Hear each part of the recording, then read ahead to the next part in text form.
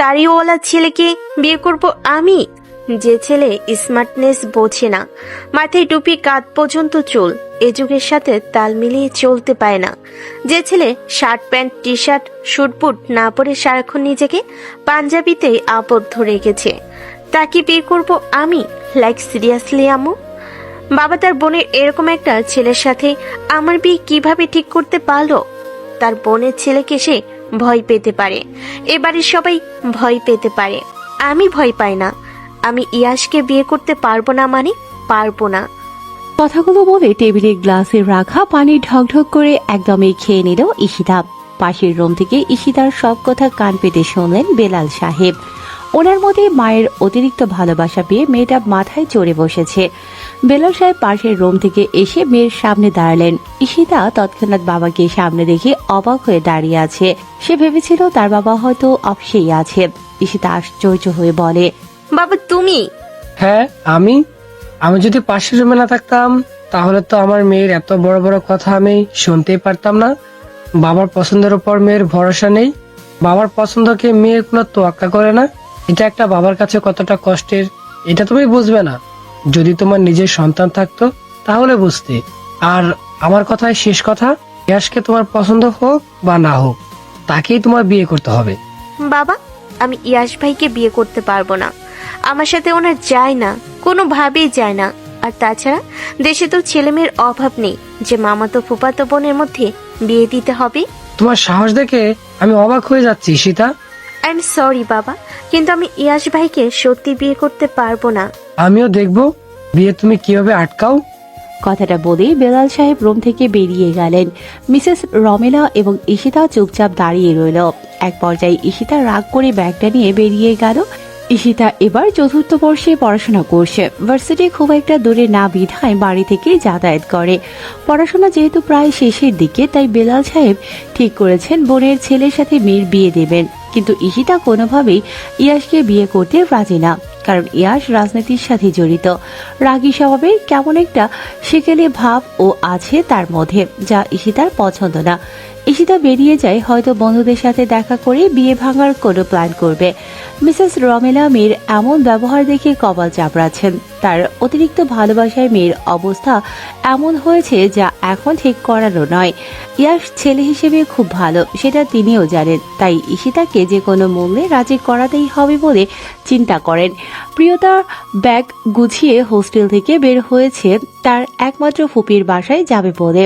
সেখানে তার প্রিয় মানুষটির দেখা মিলবে। অনেকদিন দেখা হয় না প্রিয় মানুষটির মায়ামাখা মুখটা। বাহিরে দাঁড়িয়ে দাঁড়িয়ে গাড়ির জন্য অপেক্ষা করছিল। সে এমন সময় ফোনটা বেজে ওঠে। ফোনটা ব্যাগ থেকে বের করে হাতে নিয়ে ফোনের স্ক্রিনের দিকে তাকিয়ে দেখে ইয়াশ কল দিয়েছে। ফোন স্ক্রিনে ইয়াশ নামটা দেখে প্রিয়তার মুখে হাসি ফুটে ওঠে। এক মুহূর্ত দেরি না করে কল রিসিভ করে। আসসালামু আলাইকুম ভাইয়া। ওয়ালাইকুম আসসালাম। আছিস কোথায় এখন?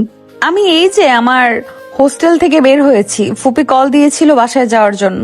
হ্যাঁ, মা আমাকে বলেছিল তোকে নিয়ে আসতে, কিন্তু আমার একটা ইমার্জেন্সি কল এসেছে, এক জায়গায় যেতে হচ্ছে। আমি কি তোকে নিয়ে আসতে কাউকে পাঠিয়ে দেব? না, কারো আসতে হবে না, আমি একটা রিক্সা নিয়ে চলে আসব। পারবি আসতে? হ্যাঁ, 10 মিনিটেরই তো রাস্তা, আমি পারবো আসতে, আপনি নিশ্চিন্তে থাকতে পারেন। ঠিক আছে, তাহলে সাবধানে আয়, আমার এখনই বের হতে হবে। রাখছি তাহলে। ঠিক আছে, আল্লাহ হাফেজ। আল্লাহ হাফেজ। প্রিয়তা আর কিছু না বলে কল কেটে দেয়। নিজেই একা একা কথা বলতে থাকে। এই লোকের ব্যস্ততা কখনো যাবে না, সারা দিন রাত এটা ওটা নিয়ে ব্যস্ত আছে তো আছেই। লোকটা কিভাবে এত ব্যস্ত থাকতে পারে সেটা আমার কিছুতেই বুঝতে পারে না। একটু এখান থেকে বাসা অবধি সাথে করে নিয়ে গেলে কি এমন ক্ষতি হতো?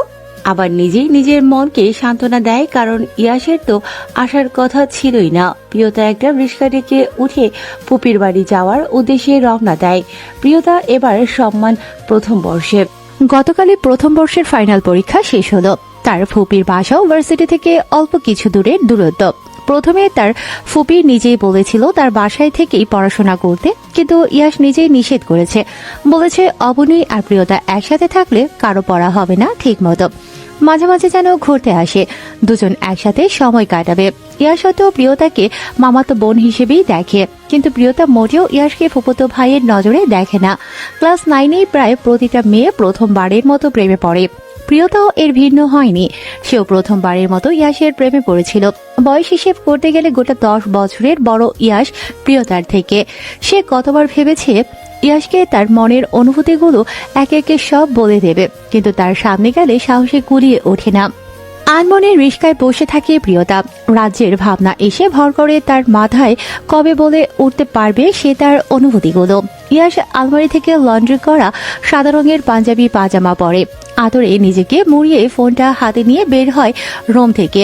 ইয়াশের মা মিসেস বেলা রান্নাঘরে কিছু একটা করছিলেন। ছেলের ভর দুপুরে বের হওয়া দেখে দৌড়ে দরজায় এসে দাঁড়ান। ওনা দিয়ে মুখের ঘাম মুছতে মুছতে বলেন, এখন আবার কোথায় যাচ্ছিস বাবা? মা, একটা জরুরি কল এসেছে, আমার এক্ষুনি যেতে হবে। আমি যে এত কিছু রান্না করলাম, তার কি হবে? আমি সন্ধ্যার আগেই ফিরে আসবো মা, চিন্তা করো না। কি জরুরি দরকার শুনি? প্রিয়কে যে নিয়ে আসতে বললাম, তার কি হলো? ওকে কল দিয়েছিলাম, রওনা দিয়েছে, চলে আসবে হয়তো এখনই।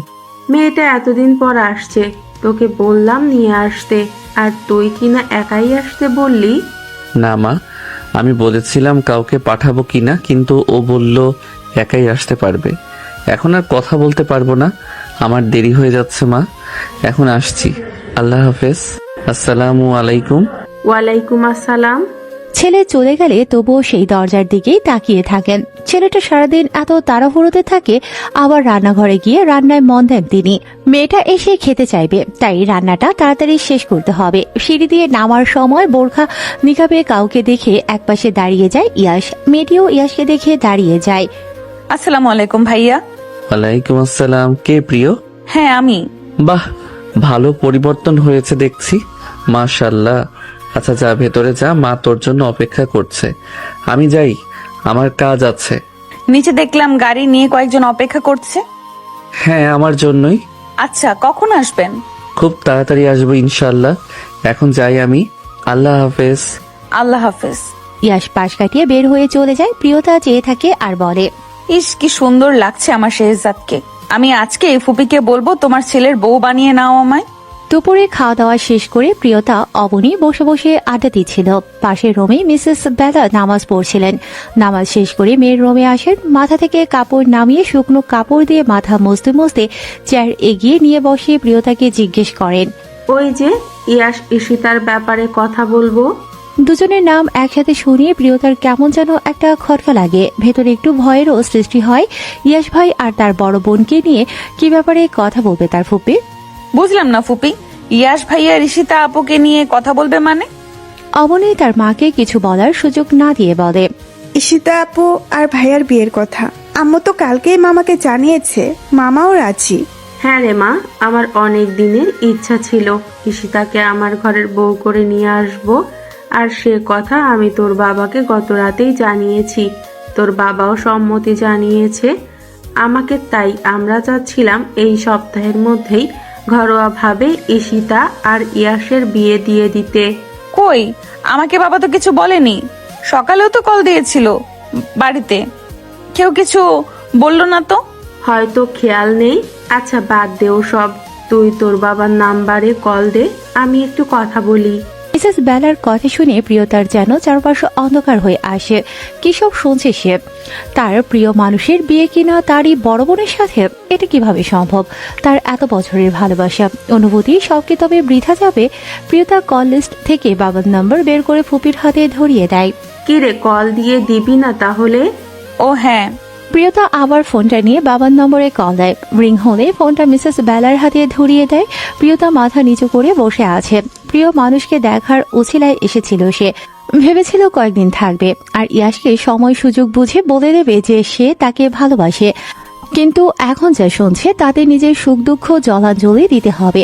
ফোন রিং হওয়ার সাথে সাথে বেলাল সাহেব কল রিসিভ করেন। মিসেস বেলা খুব উৎসাহের সাথে সালাম দেন। আসসালামু আলাইকুম ভাই। ওয়ালাইকুম সালাম। কেমন আছিস বোন? জি ভাইয়া, ভালো আছি। আপনি কেমন আছেন? আর ভাবি কেমন আছেন? হ্যাঁ, বাসার সবাই ভালো আছে। প্রিয়তা তোদের ওখানে গেছে? না মানে ওর ফোন নাম্বার যে এটা? হ্যাঁ ভাই, কিছুক্ষণ আগেই এসেছি। রাতে ওই ব্যাপারটায় কথা বলার জন্য আবার ফোন দিয়েছিলাম। তুই একদম চিন্তা করিস না, মেয়েটাও বড় হয়ে গেছে আর আমিও চাচ্ছি খুব তাড়াতাড়ি বিয়ে দেওয়ার জন্য। ইয়াসের মতো ভালো ছেলে তো আর হয়ই না। যাক, আলহামদুলিল্লাহ। ঈশিতার কি খবর? তোর তো নারাজি হওয়ার কিছু নেই। তোর এসব নিয়ে একদম চিন্তা করতে হবে না। সব ব্যাপারগুলো আমি দেখে নেব, তুই শুধু বল। তাদের দুজনের আলাদা আলাদা হাতগুলো আমরা কবে একসাথে করে দেব? ভাই, আমি ভাবছিলাম যে ওদের দুজনের বিয়ে এই সপ্তাহের মধ্যেই দিয়ে দিলে হয় না? তুমি তো জানোই ইয়াশ কেমন। ও কোনোভাবেই বিয়ের অনুষ্ঠান করতে দেবে না। ও তো এখন বিয়েই করতে চাইছিল না, কিন্তু ওর বয়সী ছেলেদের 2-1টা করে বাচ্চা হয়ে গেছে, অথচ সে বিয়েই করতে চায় না। অনেক কষ্টে রাজি করিয়েছি। আমি জানি আমার ছেলের আলাদা কোনো পছন্দ নেই, তবুও জিজ্ঞেস করেছিলাম তার কোনো পছন্দ আছে কিনা। সে বলেছে তার কোনো পছন্দ নেই, আমরা যা করব তাতেই সে রাজি। অনেকদিন হলো আমাদের বাড়িতে আসা হয় না তো তোদের। এসে ঘুরে যা আর ঈশিতাকেও দেখে যা। নিজেদের মেয়েকে আবার দেখার কি আছে বলো তো? একেবারেই বিয়ের জন্যই যাব। রাতে ইয়াসের বাবা বাড়ি ফিরলে ফোন দিয়ে কথা বলতে বলবো। তুমি ওনার সাথে কথা বলে আজকেই বিয়ের তারিখ ঠিক করে ফেলো তাহলে। আচ্ছা ঠিক আছে, আমি রাতে কল দেবো তাহলে। ঠিক আছে। না, প্রিয়তার সাথে কথা বলো। মিসেস বালা ফোনটা প্রিয়তার দিকে এগিয়ে দেয়। প্রিয়তা ফোনটা নিয়ে ফুপির দিকে তাকিয়ে মিথ্যে একটা হাসি দেয়। হ্যাঁ বাবা, বলো কেমন আছো? হ্যাঁ রে মা, ভালো আছি। তুই কেমন আছিস বলতো? পরীক্ষা কেমন হলো? আমিও আলহামদুলিল্লাহ ভালো। আর আমার পরীক্ষাও ভালো হয়েছে, কিন্তু তুমি আমার সাথে এটা ভালো করলে না। কি ভালো করলাম না আমার মেয়ের সাথে? এই আপুর বিয়ে ঠিক হয়ে যাচ্ছে এই কথাটা আমি মাত্র জানলাম কেন? ও আচ্ছা, এই কথা। তোর ফুপি তো রাতে বলেছে আমাকে। তখন তো তুই হয়তো ঘুমাচ্ছিলি, তাই আর বলিনি। সকালে যে কথা হলো। একটুও মনে নেই রে মা। তুই বাসায় আসবি কখন?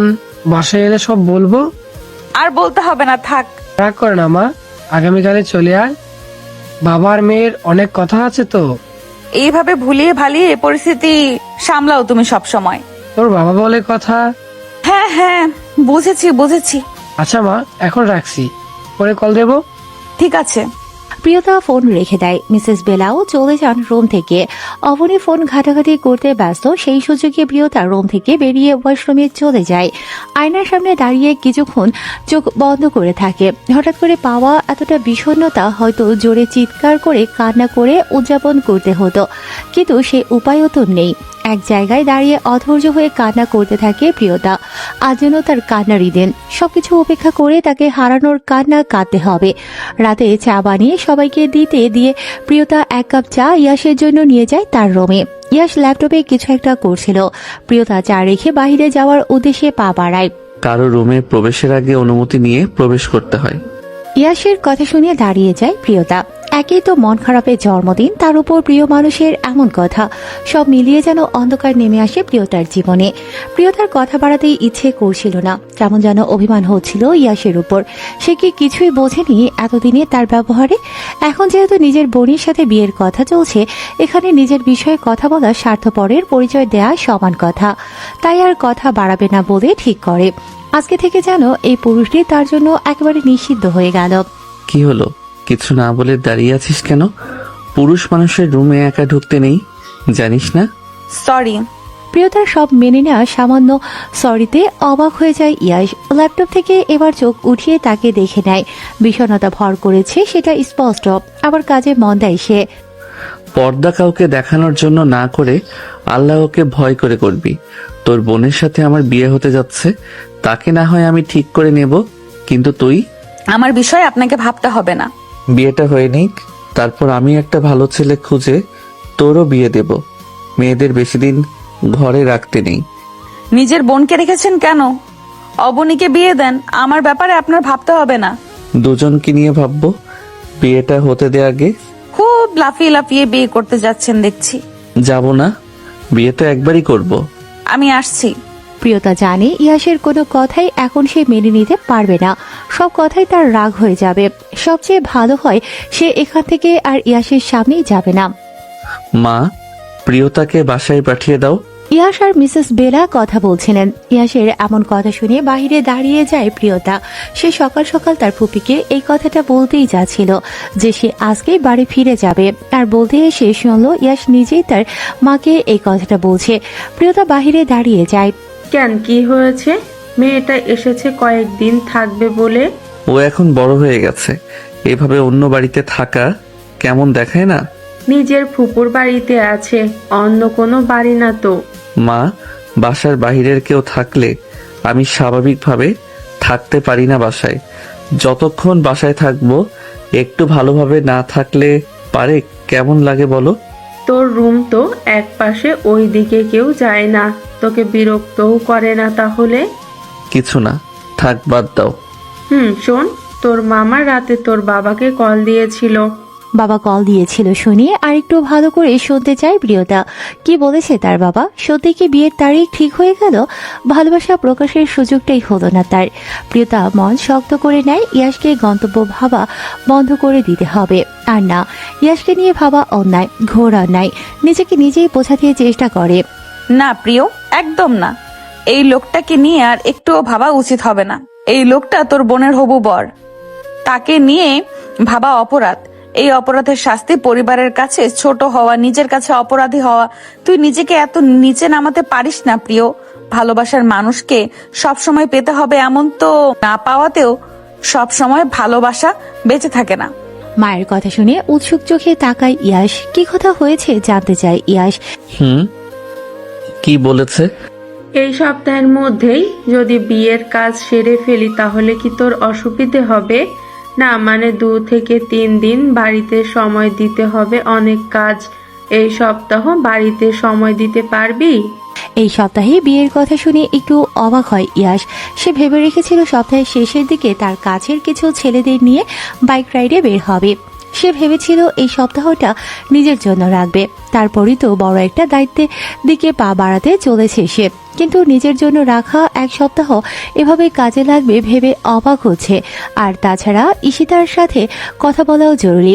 ফোনে কথা বলাটা দৃষ্টিগত দেখায়, সব বিষয় নিয়ে ফোন আলাপও মানায় না। এত তাড়াহুড়ো কেন মা? আমি কি পালিয়ে যাচ্ছি নাকি? কে বলতে পারে তোর বিয়েতে রাজি হওয়ার মনোভাব কয়েকদিন পর পাল্টে যাবে না? যেভাবে বিয়ে দিতে চাচ্ছ এমনিতেও মনে হচ্ছে ধরে বেঁধে জেলখানায় পাঠাচ্ছ। কি জিজ্ঞেস করেছিলাম তার উত্তর দে, কথা বাড়াস না। আমি ভেবেছিলাম এই সপ্তাহ নিজের জন্য রাখবো, দলের ছেলেগুলোকে নিয়ে একটু ঘুরবো। তারা অনেক দিন ধরে ব্যস্ত সময় পার করছে, কাজে কাজে জীবনটা তলিয়ে যাচ্ছে। তাই ভাবলাম তাদের একটু বিনোদনের প্রয়োজন আছে। আর তাছাড়া আর কিছুদিন পর থেকে তো নতুন কিছু শুরু হবে ইনশাল্লাহ, তখন তো জীবন একদম পাল্টে যাবে। আর তুমি তো জানোই মা, আমার জীবনে দায়িত্ব কখনো কমবে না, দিনকে দিন দায়িত্ব আরো বাড়ছে। আমি চাই এই দায়িত্ব আরো বাড়ুক। আমি যেটা স্বপ্ন দেখছি সেই স্বপ্নটা যদি পূরণ হয়ে যায় তাহলে দেখো আমি চেষ্টা পরিবর্তন করে দেব। কেউ কখনো ভাবেও নি এই দেশটা এমন হতে পারে, আমি ঠিক সেরকম করে দেব। আর নিজেকে শুধরে নেওয়াও অনেকটা বাকি। বাইরে যাওয়া, বন্ধুদের সাথে ঘুরতে যাওয়া, দলের ছেলেদের নিয়ে ঘুরতে যাওয়া, এটার জন্যই তুই অনেক সময় পাবি বাবা। নিজের বয়সের দিকে একটু খেয়াল রাখ। জীবনের মুখ্য উদ্দেশ্য তো বিয়ে নয়। তুই এই কথা কিভাবে বলতে পারলি? বিয়ে করা জীবনের উদ্দেশ্য নয় ঠিকই, কিন্তু জীবনের অংশ তো, তাই না? আচ্ছা আচ্ছা ঠিক আছে, বুঝেছি আমি। তোমার কথায় তাল না মেলালে তুমি কথা বাড়াতেই থাকবে। তার চেয়ে ভালো বিয়ের বন্দোবস্ত করো, আমার কোনো আপত্তি নেই। ব্যাস, প্রিয়তার নিঃশ্বাস বন্ধ হয়ে যাওয়ার অবস্থা। অতঃপর তাদের বিচ্ছিন্ন হওয়ার সব রকম ব্যবস্থা হয়েই গেল। এখানে আর এক মুহূর্ত নয়, আর এখানে থাকলে প্রিয়তা হয়তো দম বন্ধ হয়ে মারাই যাবে। সে সহ্য করতে পারবে না তার প্রিয় মানুষ অন্য কারো হয়ে যাচ্ছে তা দেখে। প্রিয় মানুষ অন্য কারো হয়ে চোখের আড়াল হলে তবুও একটু সহ্য করা যায়, কিন্তু সে তো প্রতিনিয়ত চোখের সামনে আসতেই থাকবে। প্রিয়তা আর কোনো কথা শোনার অপেক্ষা না থেকে সোফায় গিয়ে বসে পড়ে। দাঁড়িয়ে থাকার শক্তিটাও যেন হারিয়ে গেছে তার। ইয়াশ তার মায়ের সাথে কথা বলা শেষ করে রুম থেকে বের হয়ে দেখে প্রিয়তা বাহিরে সোফায় বসে আছে। পাশেই অবনী বসে বসে ফোন দেখছিল। এই মেয়েটার খুব বাজে অভ্যাস হয়ে গিয়েছে, সবসময় হাতে ফোন থাকবেই। ফোনে এত কি পেয়েছে কে জানে। ইয়াশ গিয়ে অবনীর হাত থেকে ফোনটা নিয়ে নেয়। ইয়াশের হঠাৎ এমন আচরণে অবনী চমকে যায়। এটা কি হলো ভাইয়া? ফোন কেন নিয়ে নিলে? আজকে থেকে তোর ফোন ব্যবহার করা বন্ধ। অতিরিক্ত বাজে নেশা হয়ে গিয়েছে তোর। এটা কেমন কথা? পরীক্ষা শেষ, বাসায় এমনি এমনি কি করব বসে বসে? আমার বুকসেল ভর্তি বই আছে কি করতে? ওখানে নিম্নেও 400-500 বই আছে, ওগুলো পড়তে পারিস না? ভাইয়া, সবার সবকিছুর প্রতি নেশা থাকে না, সবকিছুর প্রতি ভালোবাসাও থাকে না। আমার বই পড়তে ইচ্ছে করে না, আমি বই পড়বো না। দাও, ফোন দাও। বই পড়তে ইচ্ছে করে না তো কি ইচ্ছে করে? সারাদিন ফোন নিয়ে বসে থাকতে ইচ্ছে করে? হ্যাঁ, ইচ্ছে করে। আমি তো তোমার মতো সবসময় বাইরে থাকি না যে আমার সময় এমনিতেই পার হয়ে যাবে। তোমার ভাইয়া এমনি এমনি বাইরে থাকে না বোন, তার অনেক কাজ, সেটা নিশ্চয়ই আলাদা করে তোমাকে বলতে হবে না। বুঝেছি বুঝেছি, আপনার অনেক কাজ। এবার আমার ফোনটা দিন। প্রিয়তা চুপ করে দুই ভাই বোনের কথা শুনছিল। প্রিয়তা নিজেও একটু উশৃঙ্খল টাইপের, তবে ইয়াশ কখনো তাকে কোনো বিষয় নিয়ে কিছু বলেনি। শুধু একদিন এ বাসায় এসে টি শার্ট পরে থাকায় অপমান করেছিল। তারপর থেকে প্রিয়তা ইয়াশকে দেখানোর জন্য হলেও ফুপির বাসায় আসলে মাথায় কাপড় দিয়ে থাকে, বাহিরে গেলে বোরকা পরে যায়। সে অন্য সময় এটা করে না। আমার সামনে যদি কোনোদিন আমি তোকে ফোন টিপতে দেখেছি, তাহলে ওই দিনই তোর ফোনের জান শেষ হয়ে যাবে। মনে থাকবে। এবার দাও, আমাকে ফোন দাও। ইয়াশ ও অবনীকে ফোনটা দিয়ে চলে যাবে এমন সময় প্রিয়তা পেছন থেকে ডাক দেয়। ইয়াশ আর সামনের দিকে পা না বাড়িয়ে পেছনের দিকে তাকায়। হ্যাঁ বল, কোনো দরকার? আসলে ভাইয়া, আমি বাড়ি যেতে চাচ্ছিলাম। কে? মা তো বললো তুই কয়েকদিন থাকবি এখানে। না, আমি বাড়ি যাব, আমার আর এখানে ভালো লাগছে না। অবনী ভ্রুকুচকে প্রিয়তার দিকে তাকায়। প্রিয়তা কি বললো সেটা হয়তো তার বোধগম্য হলো না। কি বললি তুই? তোর এখানে ভালো লাগছে না? এই কথাও এখন আমার শুনতে হলো? আমি থাকতে তোর ভালো লাগছে না? না, আসলে শরীরটা ভালো লাগছে না। আর ইয়াশ ভাইয়ার সাথে তো ইস্যু আপুর বিয়ের কথা চলছে। এই সময় আমি এখানে কিভাবে থাকবো? বাড়িতে অনেক কাজ আছে না। আচ্ছা, তুই মার সাথে কথা বলে দেখ, আমি বিকেলে রেখে আসবো। ঠিক আছে। ইয়াশ বেরিয়ে যায়। প্রিয়তাও সেখানে আর বসে না থেকে রুমে চলে যায় ব্যাগ গোছাতে হবে ভেবে। এখানে যে দম বন্ধ হয়ে আসে তার। এমন দম বন্ধকর পরিবেশ কোনোদিন সৃষ্টি হয়নি। বাসায় গিয়ে গান চালিয়ে দরজা বন্ধ করে চিৎকার করে কান্না না করলে তার মনটা যেন হালকা হবে না। আমি তোমাকে ভালোবাসি ইস্যু, তুমি একদম চিন্তা করো না, আমি দেখছি কি করা যায়। আমি কিছুতেই তোমাকে আমার কাছ থেকে হারিয়ে যেতে দিব না। ফোনের ওপাশে কারো সান্ত্বনায় কান্নায় ভেঙে পড়ে ঈশিতা। কান্না করতে করতে নাক আটকে আসে তার, দম বন্ধ হয়ে আসে, নিঃশ্বাস নিতে পারছে না। ওপাশ থেকে কেউ কান্না করতে বারবার নিষেধ করছে, তবুও যেন ঈশিতার কান্না বাদ মানতে চাইছে না। তুমি চিন্তা করো না, আমি প্লেনের টিকিট কেটেছি, এই সপ্তাহের মধ্যে চলে আসছি। আমিও ইয়াশ ভাইয়ের সাথে কথা বলবো এ ব্যাপারে। তুমি যদি ওনাকে বুঝিয়ে বলতে পারো, তাহলে তার সাথে একা দেখা করো, কথা বলো, দেখো পরিস্থিতি খানিকটা সামাল দিতে পারো কিনা। আমি আজকেই কল দেবো ওনাকে, আগামীকাল দেখা করতে বলবো। ঈশিতা কথা বলে কিছুক্ষণ পর ফোনটা রেখে দেয়। সে এতক্ষণ কথা বলছিল তার প্রেমিক আবিরের সাথে। আবির বাহিরের দেশে পড়াশোনা শেষ করে সেখানে ভালো একটা জব পেয়েছে 3 মাস যাবৎ। ঈশিতা ভেবেছিল আবির বছর খানেক জব করে বাসায় তার ব্যাপারটা জানাবে, কিন্তু বাড়িতে অন্যরকম পরিবেশ সৃষ্টি হয়ে যাওয়ায় সে আর রিস্ক নিতে চায় না। ভালোবাসার মানুষকে ছেড়ে দিতে চায়। যারা ছেড়ে যায় তারা হয়তো কখনো ভালোবাসেইনি বা ভাগ্য তাদের সহায় হয়নি। গাড়ি এসে প্রিয়তাদের বাড়ির সামনে থামে।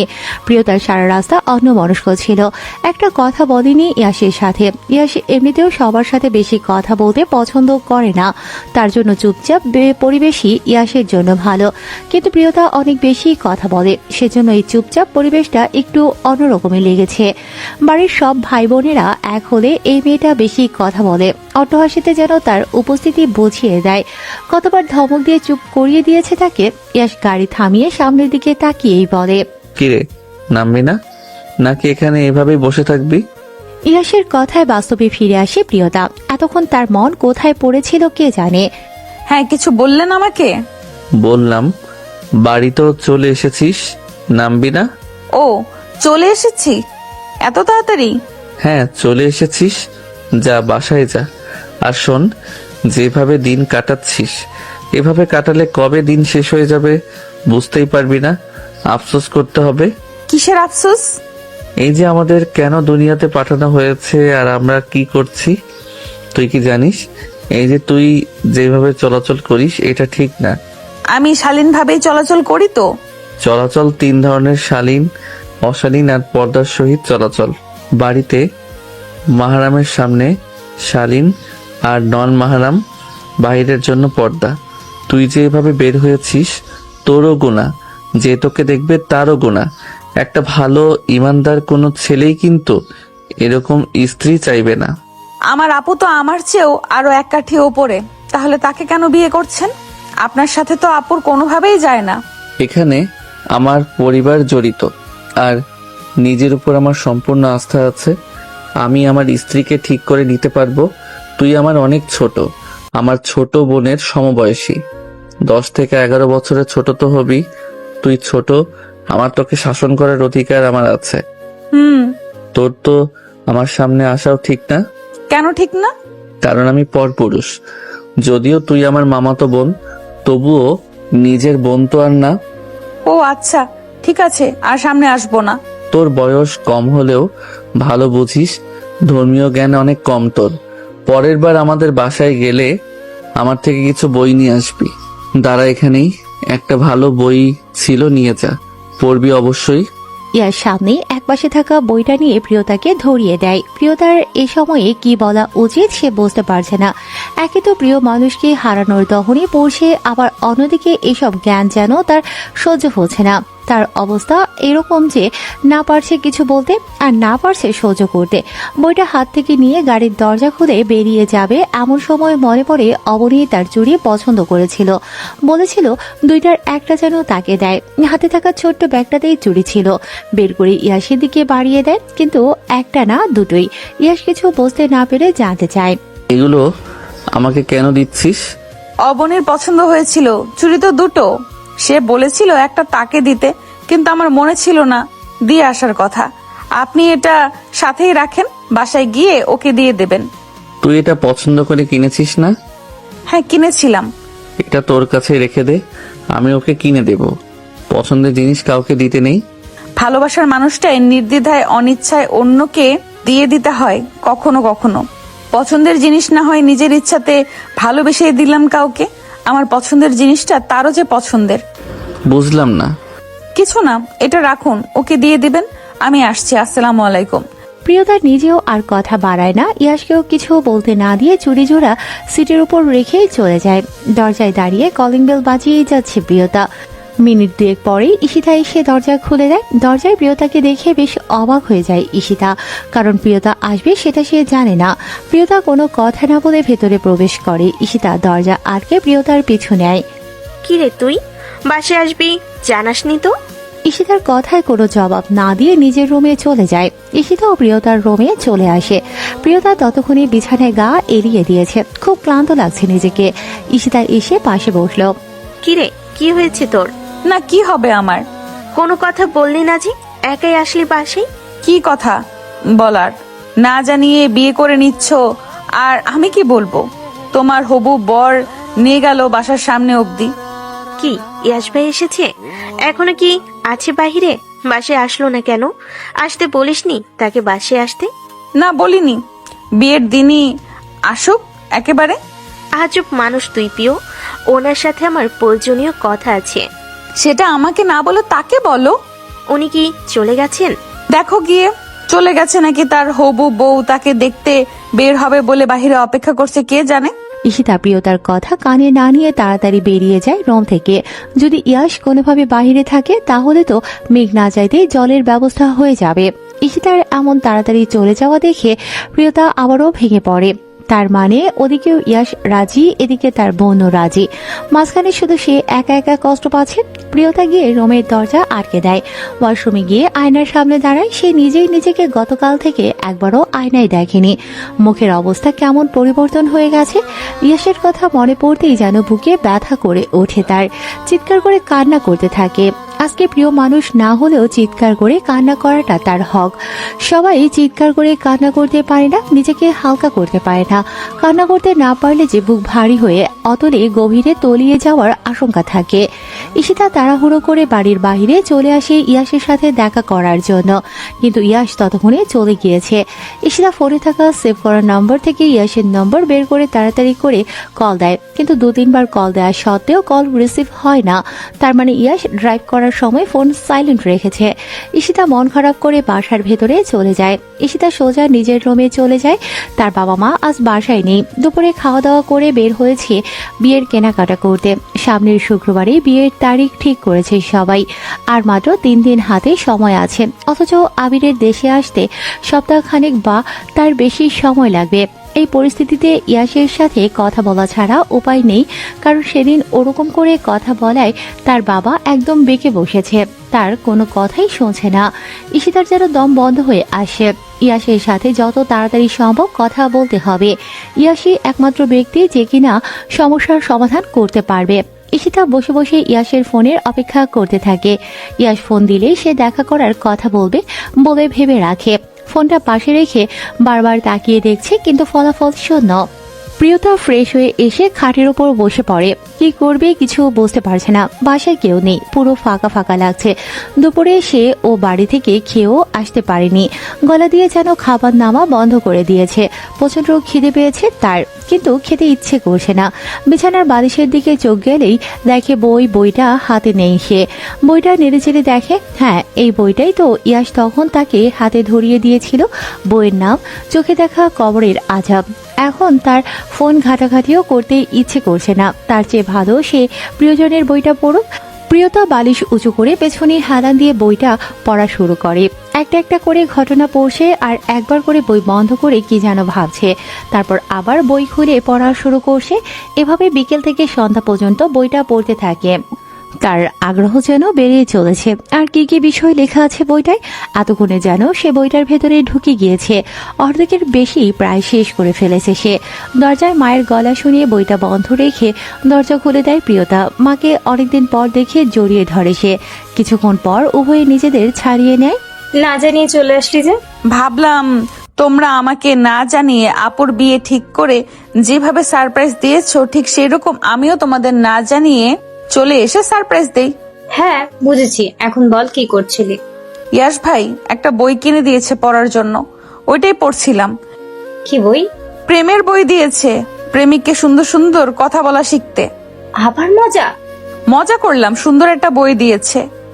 আমি পড়ে তোমাকেও দেব, পড়ে দেখিও। আচ্ছা ঠিক আছে। কোথায় গিয়েছিলে তোমরা? আমি আর তোর বাবা ঈশিতার জন্য কিছু কেনাকাটা করতে গিয়েছিলাম। মনে শান্তি না থাকলে কি আর ভালো লাগে? রাতে আবার যেতে হবে, কাজ হয়নি। আপুর বিয়ে আর 2-3 দিন পর, শান্তি নেই কেন মনে? ঈশিতার বিয়েতে রাজি না। কি? হ্যাঁ, সে আগে কখনো বলেনি যে সে কারোর সাথে সম্পর্ক ছিল। এখন সে আমাকে বলছে বিয়ে কিছুতেই করবে না। সে নাকি অন্য কাউকে পছন্দ করে। 2 সপ্তাহ সময় যাচ্ছে, ছেলে দেশে নেই। আমি তোর বাবাকে বলার সাহসই পাচ্ছি না। মিসেস রমেলার কথা শুনে এক মুহূর্তের মধ্যে প্রিয়তার মুখে হাসি ফুটতে যায়। খুশিতে প্রিয়তার মুখটা চিকচিক করছে। মা যেন কিছু বুঝতে না পারে, তাই তৎক্ষণাৎ মুখটা কালো করে ফেলে প্রিয়তা মুখ মলিন করে তার মায়ের দিকে তাকায়। কি বলছো মা? ইস্যু আপু কাউকে পছন্দ করে, এটা তো আমাদের কাউকে কখনো বলেনি। তুমি কি জানতে এ ব্যাপারে কিছু? আমি তো সারা বছর বাইরে থাকতাম না, এই ব্যাপারে কিছু না, আমাকে গত রাতে বলেছে, কিন্তু তোর বাবা যে পরিমাণ ক্ষেপে আছে, ঈশ্বরের সব কথা তো শুনি মেনেই নেবেন না। মেয়েটা খুব কান্নাকাটি করছে গতকাল থেকে। কি যে করব কিছুই বুঝে উঠতে পারছি না। আমু, তোমার কিন্তু বাবার জিদ দেখার আগে তোমার মেয়ের ইচ্ছা পূরণ করা উচিত। তুমি বাবাকে বোঝাও, আপু যাকে পছন্দ করে সেও নিশ্চয়ই ভালো ছেলে। ভালো ছেলে না হলে আপু কেন তাকে পছন্দ করতে যাবে? তাকে পাওয়ার জন্য কান্নাকাটি করবে। আর আপু যেরকম মানুষ, তার কথা মতো কিছু না হলে বাসায় যা পরিবেশের সৃষ্টি করে। আর এখন তো বিয়ে নিয়ে কথা হচ্ছে, সারা জীবনের ব্যাপার। আমার মনে হয় আপুর পাশে তোমার থাকা উচিত। আমি আপুর সাথে কথা বলছি, বাবার সাথেও কথা বলবো প্রয়োজনে। মেয়ের যে মাথা গরম, আমি তো ভয়েই আছি। এদিকে তোর বাবাকে ঈশিতা আমি পড়েছি মহাবিপদে। আচ্ছা তুমি চিন্তা করো না, আমি আপুর সাথে কথা বলি। ফুপির বাড়ি থেকে আসার পর একটু অসুস্থ অসুস্থ লাগছিল জন্য শুয়েছিলাম ফ্রেশ হয়ে। আর ইয়াশ ভাইয়া যে বইটা দিয়েছে এত ভালো, ছেড়ে উঠতেই ইচ্ছে করছিল না। তুই ভরসা, তোর কথা তোর বাবা শোনে। একটু বলিস তোর বাবাকে। আমি তো ঈশ্বর কান্না দেখতে পাচ্ছি না রে মা। আল্লাহ আল্লাহ করে তোর বাবা মেনে গেলেই হয়। ইয়াশ ভালো ছেলে জানি, কিন্তু ওর মনের বিরুদ্ধে গিয়ে বিয়ে দেওয়া তো উচিত হবে না। আচ্ছা মা, তুমি যাও, ফ্রেশ হয়ে নাও, বিশ্রাম নাও।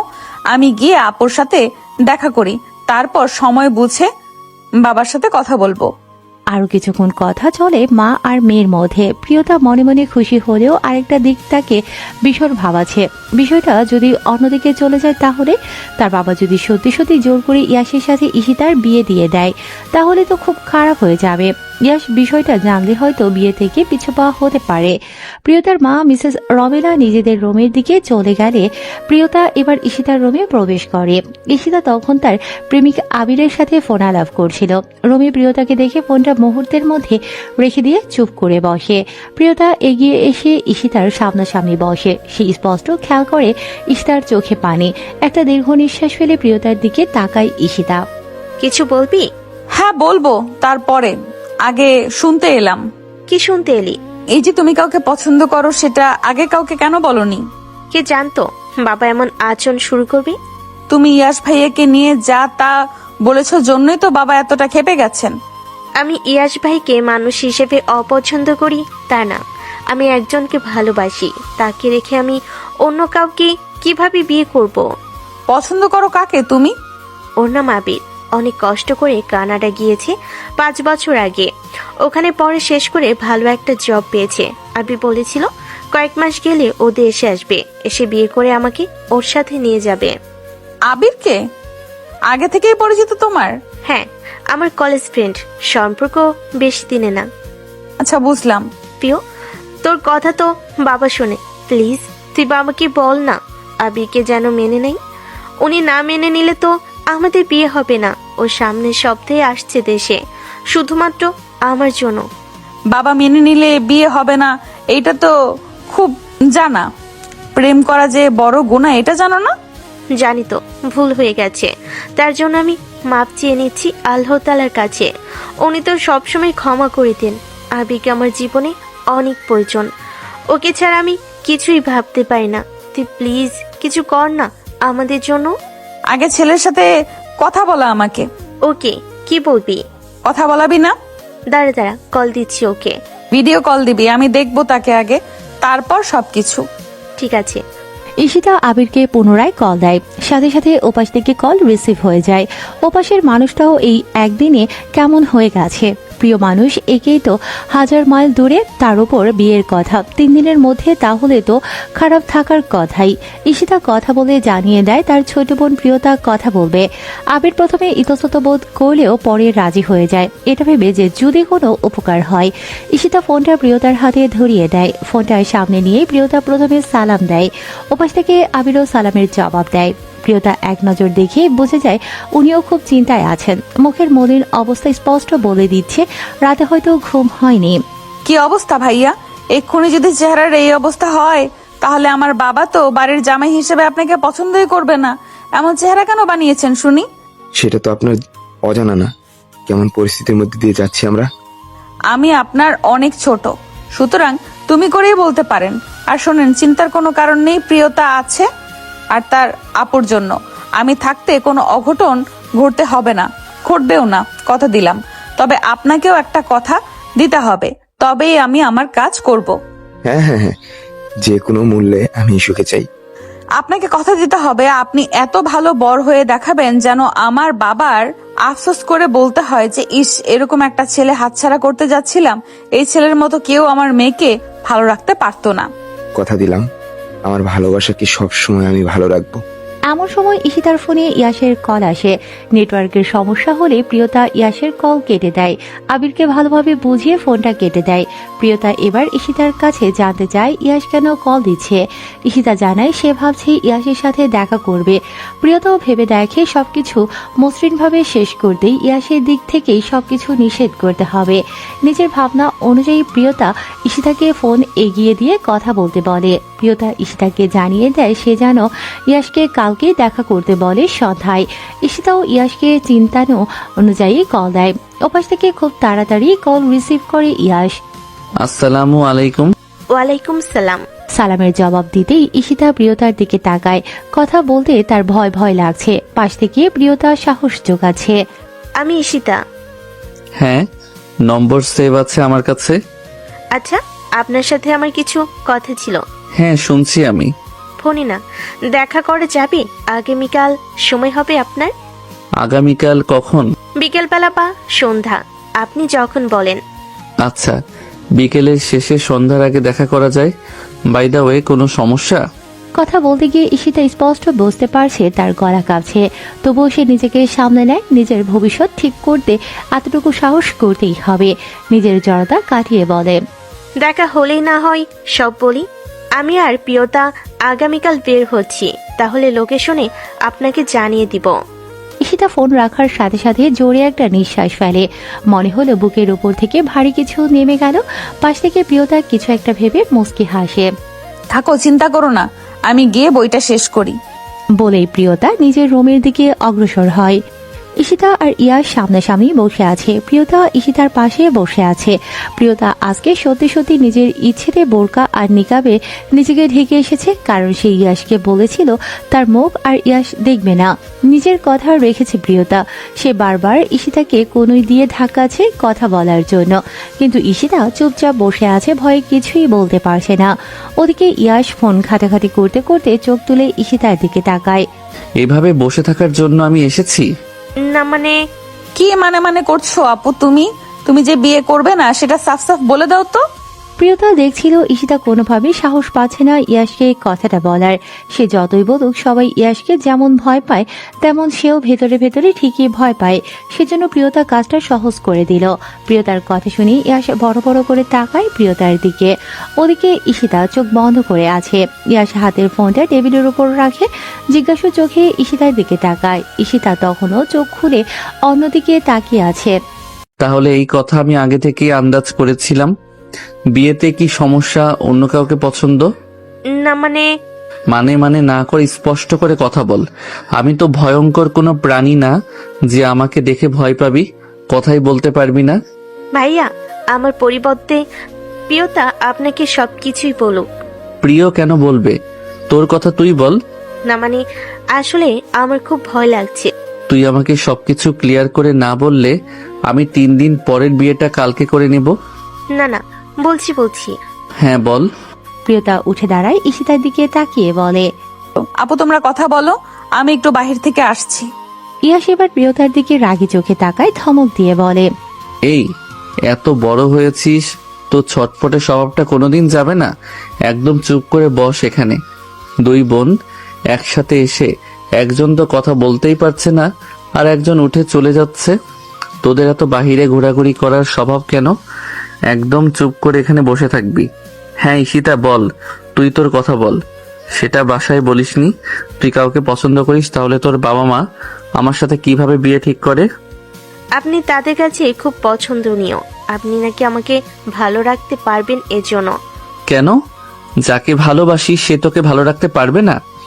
আর তোদের বাবা মা কি তোদের স্বাধীনতা দেয় এটার জন্য যে সুযোগ পেলে তোরা হারাম সম্পর্কে জড়িয়ে পড়বি? তোদের এই জেনারেশনের সমস্যাটাই এটা। যেদিকেই তাকাই সেদিকেই ছেলে মেয়ের হারাম সম্পর্কের ছড়াছড়ি। মানে অন্য ধর্মের কথা বাদই দিলাম, এই কিছু নামে মাত্র মুসলিমরা বর্তমানে যা শুরু করেছে, তাদের মধ্যে ধর্মীয় জ্ঞান বিন্দুমাত্র নাই। আমি জানি ভাইয়া, ভুল করে ফেলেছি, আর সেটা আমি বুঝতেও পারছি। কিন্তু কি করব বলেন? আমরা নিজেরাও চাচ্ছি খুব তাড়াতাড়ি এই হারাম সম্পর্ক থেকে বেরিয়ে নতুন একটা হালাল সম্পর্কে আমাদের ভালোবাসাকে রূপান্তর করতে। আর আপনার সহযোগিতা খুব প্রয়োজন। ইয়াশ মুখ গম্ভীর করে কিছুক্ষণ চুপ করে থাকে, তারপর টেবিলে রাখা ফোনটা হাতে নিয়ে দাঁড়িয়ে যায়। ঈশিতা আর প্রিয়তাকে উদ্দেশ্য করে বলে, আমি মামার সাথে কথা বলে নেব, চিন্তা করিস না, আমি মামার সাথে কথা বলে নেব। এখন দুজন এখানে আর এক মুহূর্ত দেরি না করে বাসায় চলে যা, আমি আসছি, আমার কাজ আছে, আল্লাহ হাফেজ। ইয়াশ কথাগুলো বলে তাড়াতাড়ি করে রেস্টুরেন্ট থেকে বের হয়ে চলে যায়। ইয়াশ চলে যাওয়ার সাথে সাথে ঈশিতা আর প্রিয়তার মুখে হাসি ফুটে যায়। নাও, এবার তোমার কাজ হয়ে গেল, আমাকে ট্রিটটা দাও তাড়াতাড়ি। প্রিয়তা হাসি মুখে কথাটা ঈশিতাকে বলে। ঈশিতা এবার ভাবুক মুখভঙ্গিতে প্রিয়তার দিকে তাকায়। তোকে খাওয়াবো তো অবশ্যই, তবে আমার একটা কথা জানার আছে। কি জানার আছে? তুই এত উঠে পড়ে লেগেছিস কেন আমার বিয়ে ভাঙতে? সবসময় তো আমার বিপক্ষে অবস্থান করতি। ভালো করলেও দোষ, তাই না? যাই গিয়ে ইয়াস ভাইকে বলি বিয়েটা না ভাঙতে। তুই কি এটা করতে পারবি? মানে? তুই ইয়াস ভাইকে পছন্দ করিস, তাই না? কি বলছো তুমি? আমি কেন ওনাকে পছন্দ করতে যাব? তোর আচরণেই বুঝেছি গতকাল যে তুই ইয়াস ভাইকে পছন্দ করিস, আবার ভালোবাসতে পারিস। বুঝতে পারছি না আসল কাহিনীটা। বাজে কথা বলো না তো। তোমার কি মনে হয় ওরকম একটা রাগী রাজনীতিবিদ লোক সব সময় নীতি শেখাতেই আছে, আর তার সাথে আমি আমার ভবিষ্যতে স্বপ্ন দেখবো? হ্যাঁ, দেখতে পারিস। তোর পরিবর্তন তো আমার চোখ এড়ায়নি। কি পরিবর্তন? এই যে রাতে ব্যাগে দেখলাম বোরখা নিকাব, রাতে নামাজ, ইসলামিক বই। এত পরিবর্তন কেন? ইয়াস ভাইয়ের মনের মতো হওয়ার চেষ্টা করছিস? মোটেও না, বইটা পড়তে ভালো লাগছে, কেমন ভয় ভয় লাগছিল। অনেক বিষয়ে আজবের ঘটনা দেওয়া বইটাতে, যে পাপগুলো আমরা অহরহ করছি। সেই জন্য আমার মনে হয় আমি যেভাবে চলি এইভাবে চলতে থাকলে আমার জায়গাও জাহান্নামেই হবে। তার চেয়ে ভালো নিজেকে পরিবর্তন করে নেই। ভোরবেলা উঠে নামাজ পড়া, আজ সারাদিন বিভিন্ন কাজে খটকা লেগেছে আমার। আমার মনে হয় তোমারও বইটা পড়া উচিত। তাহলে দিস, পড়বো। তুমি যার ইসলাম বিষয়ে লেকচার দেয় ওদের কথাগুলো শুনবে, দেখবে একবেলা নামাজ ছাড়তে ইচ্ছে করবে না, নিকাব বোরকা ছাড়া বাহিরে আসতে চাইবে না। পাপের শাস্তি এতটা ভয়াবহ, অথচ আমি আগে গুরুত্ব দেইনি। কত ভুল যে করেছি আপু, ভাবলেই রাত থেকে কান্না পাচ্ছে। আচ্ছা, এখন এসব কথা ছাড়, চল খাওয়া দাওয়া করে পাশে যাই। হ্যাঁ, সেটাই ভালো হবে। তাড়াতাড়ি খাবার দিতে বলো। হ্যাঁ বলছি। দুজন ইচ্ছে মতো নিজেদের পছন্দের খাবার অর্ডার করে খাওয়া দাওয়া করে বাসায় পৌঁছে যায়। রাত 10টা। প্রিয়তা বসে বসে কিছু দোয়া মুখস্থ করছিল। এই যেমন সকালে ওঠার পর থেকে ঘুমোতে যাওয়া পর্যন্ত কি কি কাজে আলাদা দোয়া আছে সেগুলো সে নিজের সময় অনুযায়ী ভাগ করে নিয়েছে কখন কি করবে। ঈশিতা প্রিয়তার রুমে এসে বিছানার উপর বসে ফোন টিপতে থাকে। প্রিয়তা তখনও কাগজ কলম নিয়ে চেয়ারে বসে দোয়াগুলো লিখে নিচ্ছে। এই পিও। ঈশিতার ডাক প্রিয়তা শুনতে পায় না। সে মনোযোগ দিয়ে নিজের কাজ করছিল। প্রথম ডাকে সাড়া না পেয়ে ঈশিতা আবার প্রিয়তাকে ডাকে। এই পিও, শুনছিস না? আমি ডাকছি। বলো। আমার চিন্তা হচ্ছে ভীষণ। কেন? এদিকে তাকা। বলো, আমি কাজ করছি। না, তুই এদিকে তাকা। প্রিয়তা ডায়েরি আর কলম রেখে ঈশিতার দিকে ফিরে বসে। হ্যাঁ বলো। এখনো বাসি কিছু হলো না। কথা শেষ করতে না করতেই ঈশিতার মা রুমে প্রবেশ করেন। মাকে দেখে দুজন চুপ হয়ে যায়, কারো মুখে কোনো কথা নেই। দুই বোন আমাদের রুমে আয়, তোদের বাবা ডাকছে। কথাটা বলেই তিনি রুম থেকে চলে যান। দুজন দুজনের মুখের দিকে কোনো কথা না বলে তাকিয়ে আছে। দুজন একসাথে বলে ওঠে, ঘটনা কি ঘটে গেল নাকি? ঘটনা কি ঘটে গেল নাকি? প্রিয়তা আর ঈশিতা দুজন বাবা মায়ের সামনে চুপচাপ বসে আছে, মনে মনে ভয় পাচ্ছে। কি বলবে তাদের বাবা? লাল সাহেব ও নীরবতা ভাঙলেন। এত বড় একটা বিষয়ে তো চুপচাপ থাকা যায় না। ঈশিতা, হ্যাঁ বাবা। তোমার পছন্দের ছেলেকে এখানে আসতে বলো। হ্যাঁ। হ্যাঁ, আসতে বলো, আমরাও দেখি সে কেমন। কেন বাবা? তোমরাই তো জোর করে আমার বিয়ে দিতে চাইছো, এখন আবার তাকে ডাকতে বলছো যে? ডাকতে বলেছি, ডাকবে। আমার তো ইয়াস ভাইয়ের সাথে বিয়ে হয়েই যাচ্ছে, তাকে ডেকে আর কি হবে বলো? তুমি অন্য কাউকে পছন্দ করো, এটা একটা খুব বেশি সময় হয়নি জেনেছি। আমি তোমার বাবা, আমি যে সিদ্ধান্ত নেব সেটাই সঠিক। এখন বলো, ওকে ডেকে কি করব? পরে যদি তোমাদের পছন্দ না হয়? কেন তোমার পছন্দের উপর নিজের ভরসা নেই? তুমি বুঝে দেখো তুমি তার কাছে ভালো থাকতে পারবে কিনা। তুমি খুশি থাকলে আমি আর তোমার মা খুশি। ঈশিতার যেন কথাগুলো বিশ্বাস হচ্ছে না, সব যেন স্বপ্ন দেখছে, আর এখনই সেই স্বপ্ন ভেঙে যাবে। ঈশিতা আবার মায়ের দিকে তাকিয়ে মাকে উদ্দেশ্য করে বলে ওঠে, মা বাবা কি সত্যি বলছে? তোর কি মনে হচ্ছে? মনে হচ্ছে ভুল শুনছি আমি। ভুল শুনছো না, ছেলেটার ছবি দেখাও। আর সে কবে আসবে? বাবা, সে এই সপ্তাহের মধ্যেই চলে আসবে। ঈশিতা ফোন থেকে তার প্রিয় মানুষটার ছবি দেখায়, কলে কথাও বলায় সে সাহস করে। ঈশিতা পরিবেশ দেখে বুঝতে পারে তার বাবারও পছন্দ হয়েছে। একটা জিনিস ভাববার বিষয়, আর তা হচ্ছে ইয়াশকে সব বলে দিয়েছে, তাহলে তাদের বাবা রাগ না করে মেনে নিল। অবিশ্বাস্য ব্যাপার যেন এটা। প্রিয় মা, তোর সাথে কিছু কথা ছিল। বাবার এমন কথায় প্রিয়তা তার বাবার দিকে তাকায়। সে ভাবছে তাকে আবার কি বলবে এখন। ঈশিতা মনে মনে হয়তো কিছু আন্দাজ করতে সক্ষম হয়েছে, তাই সে মিটিমিটি হাসে। প্রিয়তার হাত ধরতে প্রিয়তা বাবার দিক থেকে বোনের দিকে তাকায়। এবার তোর পালা। কিসের পালা? হয়তো আমার পরিবর্তে ইয়াশ ভাইয়ের সাথে তোর বিয়ের কথা বলবে। পাগল নাকি তুমি? হ্যাঁ, দেখ না কি বলে। তুমি এত কথা বলা বন্ধ করো। তোমার ব্যবস্থা হচ্ছে, তুমি বাড়ি থেকে বিদায় হও। আমার তো মনে হচ্ছে আমার সাথেও তোরও ব্যবস্থা করা হবে। দুজন কথা বলা বন্ধ করলে আমি কিছু বলবো। হ্যাঁ বাবা, বলো। আমরা বড়রা চাচ্ছিলাম ঈশিতা যাকে পছন্দ করে তাকে আগে দেখি, পছন্দ হলে ছেলে ভালো হলে আমরা আলহামদুলিল্লাহ রাজি। তোমাদের ফুপু ফুপার কোনো আপত্তি নেই। তবে আমরা আরেকটা বিষয়ে রাজি হয়েছি, আর সেটা হচ্ছে ইয়াসের সাথে প্রিয়তার বিয়ে দিতে। তোমাদের ফুপি নিজেই মুখ ফুটে বলেছে কথাটা। আগেই বিয়ের দিকে না এগিয়ে প্রিয়তা তোমাকে জানালাম। আমার মনে হয় না তোমার আপত্তি থাকতে পারে। তবুও যেন তুমি তোমার বোনের মতো কাজ না করো, তাই আগে থেকেই জানিয়ে দিলাম। ইয়াস কত ভালো ছেলে সেটা নিশ্চয়ই আলাদা করে বলার অপেক্ষা রাখে না। তোমার বিষয়টা জানতে চাই। বাবার কথা শুনে ঈশিতার মুখে হাসি ফুটে যায়, আর তার মনে সে যা ভেবেছিল তাই হতে যাচ্ছে। তবে প্রিয়তার মুখে আর কোনো কথা নেই, আগের মতো উত্তেজনা কাজ করছে না। হয়তো দুদিন আগে হলেও এরকম খবরে সে লাফিয়ে উঠত, কিন্তু এখন তার এরকম হচ্ছে না। মেলা বা না মেলায় বিষয়টা চলে আসে, কারণ ইয়াশ যেমন ছেলে তার তুলনায় প্রিয়তা একদম বিপরীত। সে মাঝে মাঝে বোঝে ইয়াশ তাকে একদম পছন্দ করে না। ভার্সিটিতে উঠে যখন প্রথমে তার ফুপি তাদের বাসায় থাকার কথা বলেছিল, তখন ইয়াশ নিজেই না করেছিল। আবার সেদিনও ইয়াশ তার মাকে বলছিল প্রিয়তাকে বাসায় পাঠিয়ে দেওয়ার কথা, সেটা সে স্পষ্ট শুনেছে। এরপর সে ইয়াশের ব্যাপারে সিরিয়াস হওয়া ছেড়ে দিয়েছে। বেলাল সাহেব শান্ত পরিবেশ দেখে প্রিয়তার দিকে আবার প্রশ্ন ছুড়ে দেন। প্রিয় মা, আমি তোমাকে কিছু জিজ্ঞেস করেছি। প্রিয়তা এবার নীরবতা কাটিয়ে বাবার দিকে তাকায়। নিজে যা জানে সেটা তার বাবাকে জানানোর প্রয়োজন, তা না হলে তার বাবা তাকে ভুল বুঝতে পারে।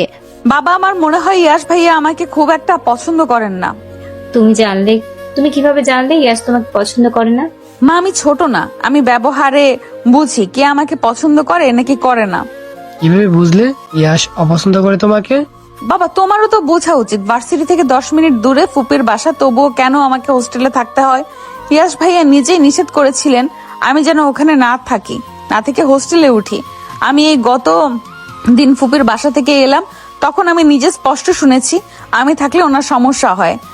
একদিন দুদিনেই এত সমস্যা, তাহলে উনি আমাকে বিয়ে করবেন কিভাবে? এখন তো তোকে বোকা মনে হচ্ছে প্রিয়। কেন? তুই তো জানিস উনি একটু অন্যরকম স্বভাবের। উনি মেয়েদের এড়িয়ে চলার চেষ্টা করেন সব সময়। তাহলে ওনার বাড়িতে অন্য একটা মেয়ে থাকবে, এখানে ওনার সমস্যা হবে না। হ্যাঁ, ঈশ্বর একদম ঠিক বলেছে। জানি না, তবে আমার মনে হয় উনি আমাকে পছন্দ করেন না। আমি ইয়াসের সাথে কথা বলে দেখবো। বাবা, বিষয়টা একটু কেমন কেমন যেন হয়ে যাচ্ছে না? প্রথমে বড় আপুর সাথে বিয়ে ঠিক করলে ওটা হচ্ছে না বিধায় আমার সাথে বিয়ের কথা বলছো। উনি তো মনে করতেই পারেন যে তুমি ওনার ঘাড়ে আমাকে গছিয়ে দিচ্ছ। তুই একটু বেশি ভাবছিস। এরকম কিছুই ভাববে না প্রিয়। আমার মনে হলো তাই বললাম। আমার আলাদা কোনো পছন্দ নেই যে তার কথা শুনবো। তোমাদের উপর আমার ভরসা আছে, তবে আমি যা বললাম তা একটু ভেবে দেখো তোমরা। প্রিয়তা রুম থেকে বেরিয়ে নিজের রুমে আসে। একদিক দিয়ে তার ভালো একটা অনুভূতি কাজ করছে, আরেকদিকে খারাপও লাগছে, কারণ ইয়াসের কোনো ব্যবহারে সে কখনোই পছন্দের আভাস পর্যন্ত পায়নি। কয়েকদিন কেটে গিয়েছে, বাড়িতে প্রিয়তার সামনে ইয়াসের সাথে বিয়ের ব্যাপারে আর কোনো কথা বলেনি কেউ। কিন্তু প্রিয়তা ঠিকই জানতে পেরেছে ইয়াস বিয়েতে না করে দিয়েছে। ইয়াস বলেছে সে এখন ব্যস্ত হয়ে পড়েছে, বিয়ের ঝামেলাতে আর জড়াতে চাইছে না, তাই কেউ আর এ কথা প্রিয়তাকে আলাদা করে বলেনি। সকাল থেকে বাসায় নানা রকম রান্না হচ্ছে। আবির গতকাল দেশে ফিরেছে, আজকে বাবা মাকে নিয়ে ঈশিতার বাসায় আসবে। দুই পক্ষের একে অপরকে পছন্দ হলে কয়েকদিনের মধ্যে বিয়ে হয়ে যাবে। ঈশিতা কয়েকদিন ধরেই নিজের যত্ন নিচ্ছে। প্রতিটা মেয়েই হয়তো চায় প্রিয় মানুষের সাথে তার পরিবার ও তাকে পছন্দ করুক। এই কয়েকদিনে ঈশিতা দেখতেও কেমন অদ্ভুত সুন্দর হয়ে গেছে। মন ভালো থাকলে হয়তো লাবণ্য ফিরে আসে। বিকেলে আবির এবং আবিরের পরিবার ঈশিতার বাসায় আসে। আকাশি রঙা একটা শাড়ি পরে ঈশিতা সবার সামনে আসে। বসার ঘরেই ছিল সবাই। শাড়ি পরে খুব কমই দেখেছে আবির ঈশিতাকে। আর যেন নতুন বউ লাগছে তাকে। চোখ ফেরানো দায় হয়ে যাচ্ছে। এত মানুষের মধ্যে তাকে তো মন ভরে দেখাও যাবে না, তাই চোখ নামিয়ে নেয় সে। ঈশিতাকে দেখার পর্ব শেষ হলে তাকে রুমে পাঠিয়ে দেয়া হয়। প্রিয়তাও রুমেই ছিল, সে আর সবার সামনে যায়নি। রুম থেকেই উকি দিয়ে পর্যবেক্ষণ করছিল। ঈশিতা এসে বিছানায় বসে পড়ে। আপু, আবির ভাইয়ার মাকে আমার পছন্দ হয়েছে। এই বয়সেও কত স্মার্ট। আবিরকে পছন্দ হয়নি? তোমার হবু বরকে পছন্দ করে আমার লাভ আছে? তাহলে আমার হবু শাশুড়িকে পছন্দ করে তোর কি লাভ? তার কিন্তু আর ছেলে নেই। ভালো লাগলেই কেন শাশুড়ি বানাতে হবে? কে জানে। দুজন কথা বলে হাসাহাসি করতে থাকে। ঈশিতা যেন আজকের পরিবেশ দেখেই একটু নিশ্চিন্ত হতে পারল। সে ভয় ছিল আবিরকে তার বাবা পছন্দ করবে কিনা এটা ভেবে, কিন্তু সে মনে মনে জানতো আবিরকে কোনোভাবেই অপছন্দ করা যায় না। অতঃপর সবকিছু ঠিকঠাক থাকলে আরো একটা ভালোবাসা এক হতে যাচ্ছে। ঈশিতাকে আবিরের পরিবার দেখতে আসার সপ্তাহ 2 পরেই ঈশিতার বিয়ে ঠিক হয় আবিরের সাথে। একদিন দুদিন করে পুরো 13 দিন কেটে যায়। বিয়েটার বড় আকারে অনুষ্ঠান করা হবে। বাড়িতে সবাই বিয়ে শেষ না হওয়া পর্যন্ত কোনো না কোনো কাজে ব্যস্ত। ইয়াসের পরিবার গতকালই চলে এসেছে। ইয়াসের বাবা নিজে এত ব্যস্ত, তবুও সময় বের করে গতকাল ঠিকই চলে এসেছেন। সবাই গতকাল চলে আসার সময় ইয়াস বলে দিয়েছিল আজ সকালে চলে আসবে, কারণ বিয়ে বাড়িতে ছেলে মানুষের প্রয়োজন হয়। তার সাথে 2-3টা ছেলেকে নিয়ে আসার কথাও ছিল, কিন্তু সে সকালে জানালো আসতে পারবে না। এই তো সকালে অবনী আর প্রিয়তা তাদের কাজ করছিল। এমন সময় ইয়াস অবনীকে কল দেয়। অবনী ফোন থেকে দূরে থাকায় প্রিয়তা টেবিলের উপর থেকে ফোন নিয়ে অবনীকে দেওয়ার সময় ফোনের স্ক্রিনে তাকিয়ে দেখি ইয়াস কল দিয়েছে। সে সাথে সাথে আর দেরি না করে অবনীর হাতে ফোনটা দিয়ে দেয়। ইয়াস কল দিয়েছে দেখে অবনী তাড়াতাড়ি ফোন রিসিভ করে। ওয়ালাইকুম আসসালাম ভাইয়া। ওয়ালাইকুম আসসালাম, কি করছিস? এই তো ভাইয়া, আমি আর প্রিয়তা একটু কাজ করছিলাম। বিয়ে বাড়ি বোঝোই তো, তুমি কখন আসবে? আমি তো আসতে পারবো না, এটা জানানোর জন্যই কল দিয়েছি। কেন, কি হয়েছে? বাবা কোথায়? বাবা হয়তো মামার সাথে কাজ করছে। কেন, কথা বলবে? হ্যাঁ, বাবাকে প্রয়োজন। কল দাও। ফোন বন্ধ বলছে। তুই একটু তোর ফোনটা বাবার কাছে নিয়ে যা। আচ্ছা দাঁড়াও, আমি নিয়ে যাচ্ছি। অবনী ফোনটা নিয়ে রুম থেকে বের হয়ে তার বাবাকে খুঁজতে থাকে। অতঃপর বাবাকে খুঁজে পেলে ওনার হাতে ফোনটা দিয়ে বলল, এই নাও ভাইয়া কথা বলবে, তোমাকে অনেকক্ষণ ধরে ফোন দিচ্ছে, তোমার ফোন বন্ধ। ইয়াসের বাবা ফোনটা নিয়ে ইয়াসের সাথে কথা বলেন। ইয়াস জানায় তাকে কোনো এক সম্মেলন আজকেই শহরে যেতে হবে। এই সম্মেলনটা সপ্তাহখানিক পরে হওয়ার কথা ছিল, কিন্তু এই সম্মেলনটা আজকেই করা হয়েছে বিকেল 4টার দিকে। বাসা থেকে শহরে যেতে মিনিমাম 5 ঘন্টা লাগবে। সে অলরেডি তার দলের কয়েকজনের সাথে গাড়ি নিয়ে বেরিয়ে পড়েছে। ইয়াস মনে করে এই সুযোগটা কোনোভাবেই হাতছাড়া করা উচিত হবে না। ইয়াসের বাবাও যেহেতু রাজনীতির সাথে অতপ্রতভাবে জড়িত, তাই তিনিও চান ইয়াস তার ভাবনা অনুযায়ী এগিয়ে যাক। এদেশে বর্তমান পরিস্থিতিতে তরুণ শিক্ষিত ছেলেগুলো দেশের হাল ধরলে দেশ অন্য একটা পর্যায়ে চলে যাবে। তিনি ইয়াসের সাথে ভালো মন্দ কিছু কথা বলে ফোনটা রেখে দেন। তিনি ইয়াসকে পুরোপুরি ভরসা করেন, এই ভেবে যে ইয়াস কিংবা ইয়াসের ভাবনার সাথে মিল আছে এমন কেউ যদি দেশীয় আইনের দেশ পরিচালনার কোনো ক্ষেত্রে দায়িত্বে থাকে, তাহলে দেশের মানুষ এই দেশের এক অন্যরকম রূপ দেখবে। সাদা রঙের মাইক্রো গাড়িটা ছুটে চলেছে আপন গতিতে। ভেতরে বসা কয়েকটা টকবগে রক্তের তরুণ, যাদের মাথায় স্বার্থহীনভাবে দেশের চিন্তা আর ওমরের মতো রাষ্ট্র পরিচালনার স্বপ্ন। এই স্বপ্ন কবে পূরণ হবে কে জানে। যারা কোনো কিছুর স্বপ্ন দেখে তারা সেই স্বপ্ন পূরণে কাজও করে। মাঝ রাস্তায় একটা স্টল দেখে গাড়িটা থেমে যায়। গাড়ি থেকে 4 জন নেমে স্টলে বসে চা খেয়ে আরো কিছুক্ষণ বসে কথা বলে আবার গাড়িতে গিয়ে বসে। গাড়ি ও আবার আপন গতিতে চলা শুরু করে। একটু একটু করে চলতে থাকে গন্তব্যের দিকে। প্রিয়তা কাজের ফাঁকে একসময় অবনীকে জিজ্ঞেস করে, কি রে, ইয়াস ভাইয়া আসবে না বিয়েতে? না, ভাইয়ার তো কাজ পড়ে গিয়েছে, এই জন্য সে শহরে রওনা দিয়েছে। বাবার সাথে এ বিষয়েই তো কথা বললো। বাবা যে বলল বাড়ির কাজে ওনাকে প্রয়োজন ছিল।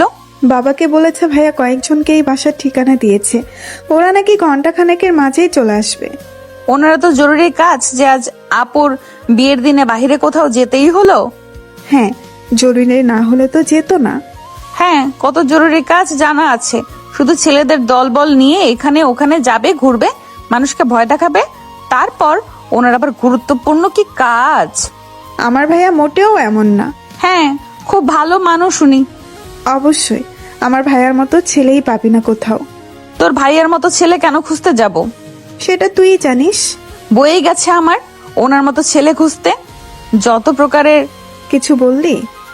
না, আমি আবার কি বলবো? হ্যাঁ, যা বলবি স্পষ্ট বলবি, লুকিয়ে নিজে বলবি, নিজেই শুনবি, এমন কিছু বলবি না। হ্যাঁ, কাজ কর এখন।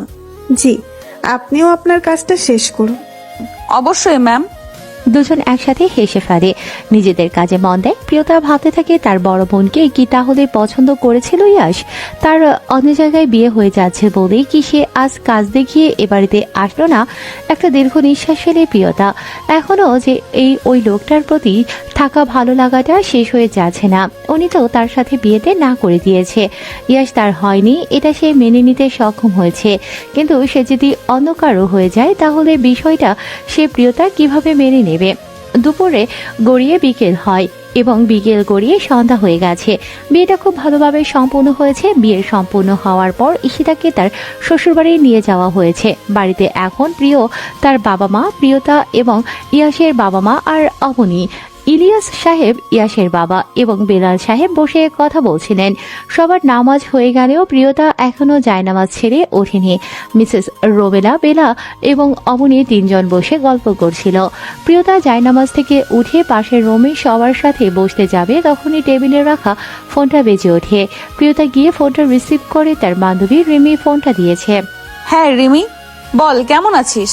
এই তো আলহামদুলিল্লাহ ভালো। তুই কেমন আছিস? আমি আলহামদুলিল্লাহ। কি করছিস? আমি তো টিভি দেখছিলাম, টিভি দেখেই তোকে ফোন দিলাম। কি হচ্ছে দেখেছিস? না তো, কেন, কি হয়েছে? ফোনে আর কি বলবো, তাড়াতাড়ি যা খবরে চ্যানেলগুলো একটু দেখ। কি হয়েছে বল না। বাবা আর ফুপি টিভি দেখছে। ওনারা নিউজ দেখেন না? দেখেই তো আপুর বিয়ের পর তো আপুকে নিয়ে গেল, হয়তো টিভি অন করে দুজন গল্প করছে। তুই আমার সাথে ফোনে কথা বলে সময় নষ্ট না করে যা খবর। আচ্ছা ঠিক আছে, রাখ, আমি দিয়ে দেখছি। কোন চ্যানেলে দেখবো? যে কোনো খবরের চ্যানেলে দেখ, প্রায় সবখানে একই খবর। তাড়াতাড়ি যা, আমি ফোন রাখছি। ঠিক আছে, রাখ তাহলে। প্রিয়তা ফোনটা রেখে ড্রয়িং রুমে চলে যায়। সোফার উপরে রাখা রিমোটটা নিলে বেলাল সাহেব প্রিয়তার দিকে তাকায়, কারণ তারা দুজন বসে বসে গল্প করছিল। এমন সময় প্রিয়তা সেখানে চলে এসে রিমোট হাতে নেয়। কি হয়েছে প্রিয়? বাবা এক্ষুনি রিমোট দিচ্ছে, দাঁড়াও।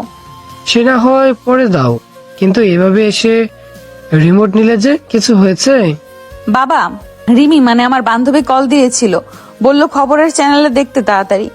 খবরের চ্যানেল? হ্যাঁ বাবা, দেখি একটু কি হয়েছে। হ্যাঁ দাও তো। প্রিয়তা এবার একটা খবরের চ্যানেলে দেয়। সেখানে লাইভ হচ্ছিল কোনো একটা জায়গার। কয়েক মিনিট দেখার পরও কেউ কিছু বুঝতে পারছে না কি হচ্ছে সেখানে। আরও কিছুক্ষণ দেখার পর স্পষ্ট দেখে ইয়াশ এবং তার সাথের কয়েকজনকে পুলিশ ধরে নিয়ে যাচ্ছে। ইয়াশের কপাল থেকে রক্ত ঝরছে। ইয়াশের এমন অবস্থা দেখে প্রিয়তা জোরে একটা চিৎকার দেয়। প্রিয়তার চিৎকার শুনে রুম থেকে সবাই বেরিয়ে আসে। প্রিয়তার বাবা এবং ইয়াশের বাবা সোফা থেকে উঠে দাঁড়ায়। ইয়াশের বাবা ইলিয়াস সাহেব মাথা ঘুরে আবার সোফাতেই পড়ে যান। সবার একটাই প্রশ্ন, কি হয়েছিল ওখানে? ইয়াশের এই অবস্থা কেন? কিছু সময় পেরিয়ে গিয়েছে। বাড়ির পরিবেশ এখন থমথমে।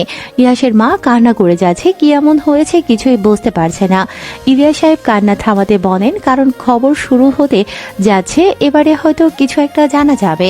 তারা ইয়াশকে এবং তার সাথে সবাইকে কল দিয়েছিল, ফোন বন্ধ আছে। সবাই আবার টিভি দেখায় মনোযোগী হয়। ইয়াশের বাবা ততক্ষণে শহরের উদ্দেশ্যে রওনা দেওয়ার জন্য তৈরি, তবে তিনি মনে করছেন যে কোনোভাবে ইয়াশের সাথে কথা বলে নিতে পারলে ভালো হতো। রাতের খবর শুরু হয়। সবাই এবার নড়ে চড়ে বসে। শিরোনামের প্রথমেই ইয়াশের ওখানকার ঘটনা। খবর শুরু হয়ে যায়। ফ্ল্যাশব্যাক। বিকেল 5টা। সম্মেলন শেষ করে ইয়াশ এবং তার সাথে যারা গিয়েছিল সবাই বাড়ির উদ্দেশ্যে রওনা দেবে, সেই উদ্দেশ্যে গাড়ি নিয়ে বের হয়। আজ প্রথম ভয়কে জয় করে এতগুলো মানুষ এবং মিডিয়ার সামনে ইয়াশ দেশ এবং দেশের অবস্থার কথা বলেছে। জনগণের থেকে ফিডব্যাক অনুযায়ী যা পেয়েছে তাতে বোঝা যায় তারা ইয়াশের কথা খুব ভালোভাবে শুনেছে এবং পছন্দ করেছে। গাড়ি নিয়ে গেট দিয়ে বের হওয়ার সময় একজন ছুটে এসে সামনে দাঁড়ায়। লোকটা ইশারা করে গাড়ি থেকে নামতে বলে। গাড়ি থামানোর পর ইয়াশ গাড়ি থেকে নেমে আসে। লোকটা জোরে দৌড়ে আসায় তখনও হাঁপাচ্ছিল। ইয়াশ গাড়ি থেকে পানির বোতলটা নিয়ে লোকটার হাতে ধরিয়ে দেয়। একটু স্থির হন। আরে, যে পানিটা একটু খান, গরমের সময়ে অনেকটা দৌড়ে এসেছেন। লোকটা ইয়াশের হাত থেকে পানির বোতলটা নিয়ে ঢক ঢক করে খেয়ে নেয়। পানি খেয়ে বোতলটা আবার ইয়াশের হাতেই ধরিয়ে দেয়। ইয়াশ বোতলটা গাড়িতে রেখে বলে, হ্যাঁ বলুন, কিছু বলবেন? দৌড়ে আসছিলেন কেন? স্যার আপনাকে ডেকে পাঠিয়েছে। আমাকে? কোন স্যার? আহমদ স্যার আপনাকে ডেকে পাঠিয়েছে। আহমদ স্যার আমাকে দেখে পাঠিয়েছেন এখনই? জি, নইলে আমি দৌড়ে আসবো কেন? আমাকে একা ডেকে পাঠিয়েছেন? জি, তবে আপনি কাউকে সাথে নিয়ে আসতে চাইলে আসতে পারেন। ইয়াশ গাড়ি একপাশে রেখে সবাইকে তার সাথে যেতে বলে। গাড়ি একপাশে রাখা হলে সবাই ইয়াশের পাশে এসে দাঁড়ায়। লোকটা সবাইকে ভেতরের দিকে নিয়ে যায়। ভেতরের দিকে একটা বিল্ডিং রয়েছে, সেখানে ভেতরের দিকে লোকটা সবাইকে নিয়ে যায়। ভেতরের একটা রুমে আহমদ সাহেব 4-5 জনের সাথে বসে কথা বলছিলেন। দরজার সামনে গিয়ে লোকটা ভেতরে ঢোকার অনুমতি চায়। আহমদ সাহেব ইশারায় 2 মিনিট বাহিরে দাঁড়াতে বলে। তারা সবাই বাহিরে অপেক্ষা করতে থাকে। ওখানে দাঁড়ানো কেউ বুঝতে পারছে না এত বড় মাপের একজন লোক তাদের কেন ডেকে পাঠিয়েছে। ইয়াশ চুপচাপ দাঁড়িয়ে আছে, তার মাথাতে কিছুতেই আসছে না কেন তাকে ডাকা হয়েছে। অতঃপর কয়েক মিনিটের মধ্যে অপেক্ষার সমাপ্তি ঘটে। ভেতর থেকে বসে থাকা 4-5 জন বেরিয়ে চলে যায়। তখন আহমেদ সাহেব ইয়াশকে ভেতরে ডাকে। বাকি সবাই ইয়াশের সাথে ভেতরে চলে যায়। ইয়াশ সামনে গিয়ে ওনাকে সালাম দিতেই তিনি সালামের জবাব দিয়ে সবাইকে বসতে বলেন। কি যেন নাম তোর? ইয়াশ। আহমদ সাহেবের প্রথম প্রশ্নই ছিল এটা। চোখ থেকে চশমাটা নামিয়ে টিস্যু দিয়ে মুখটা মুছে নিলেন। জি স্যার, আমি ইয়াশ। বাসা কোথায় যেন? আচ্ছা আচ্ছা আচ্ছা, দেশকে নিয়ে ভালো একটা চিন্তা আছে তোর মাথায়। আমি যদি তোমাকে তোমার স্বপ্নের দিকে 2 পা এগিয়ে দিতে সাহায্য করি তাহলে কেমন হবে? আমি কৃতজ্ঞ থাকবো স্যার। দেশ পরিচালনায় কোনো একটা ক্ষমতা পেলে কি করার ইচ্ছা?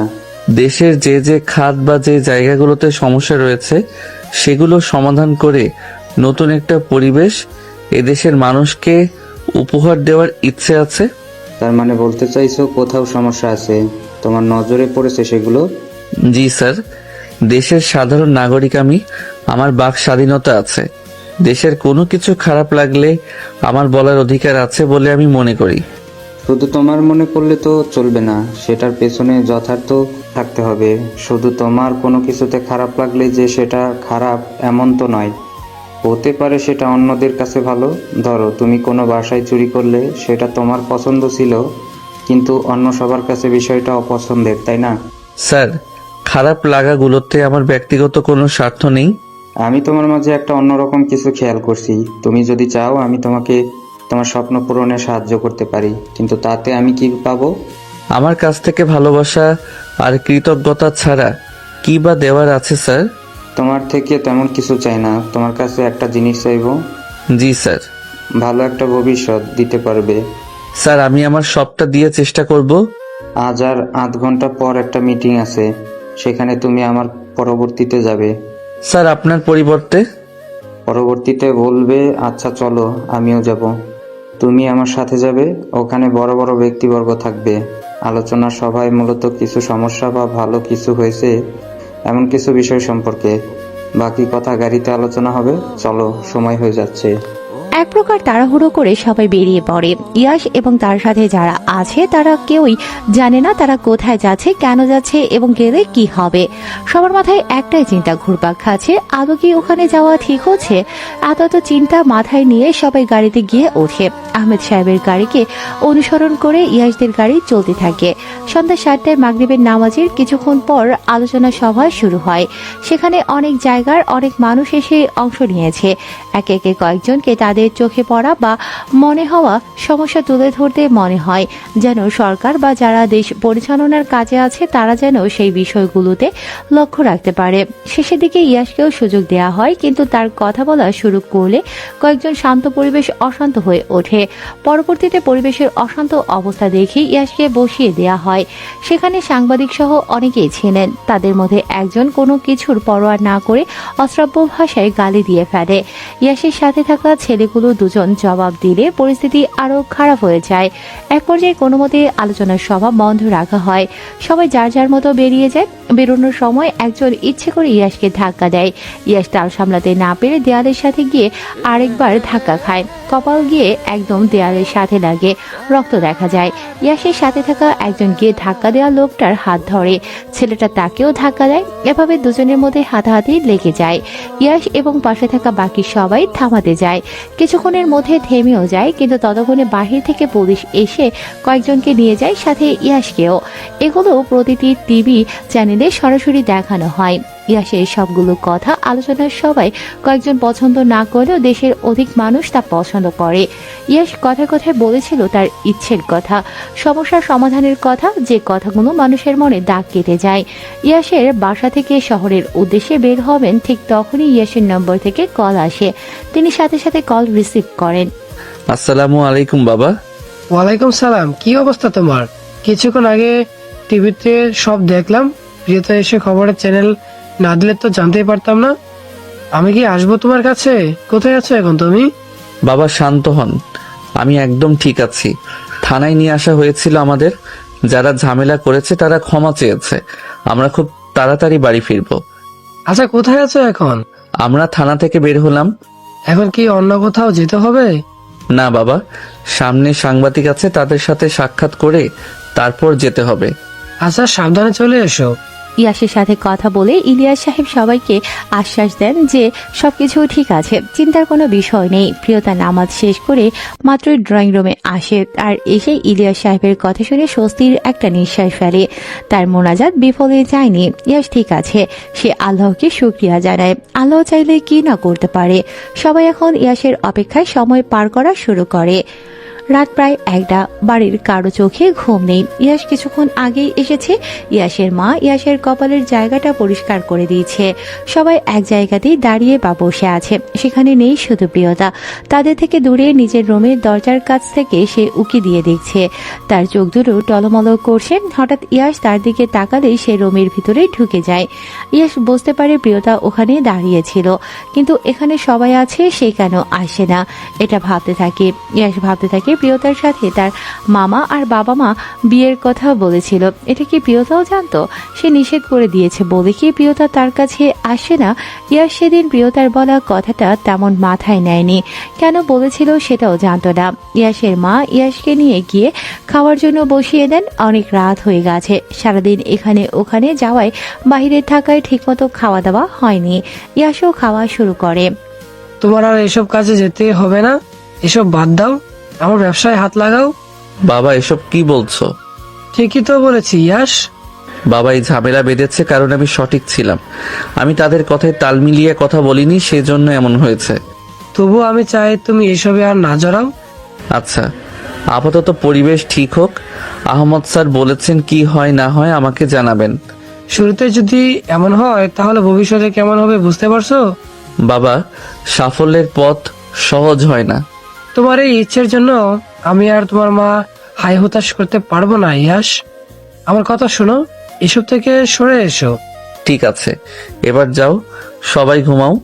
অবনী, যা তোমা, প্রিয়তাকে নিয়ে তুই আর প্রিয়তা ঈশিতার রুমে থাক, আর আজকের মতো ইয়াস প্রিয়তমার রুমে ঘুমাক। ঠিক আছে মামা।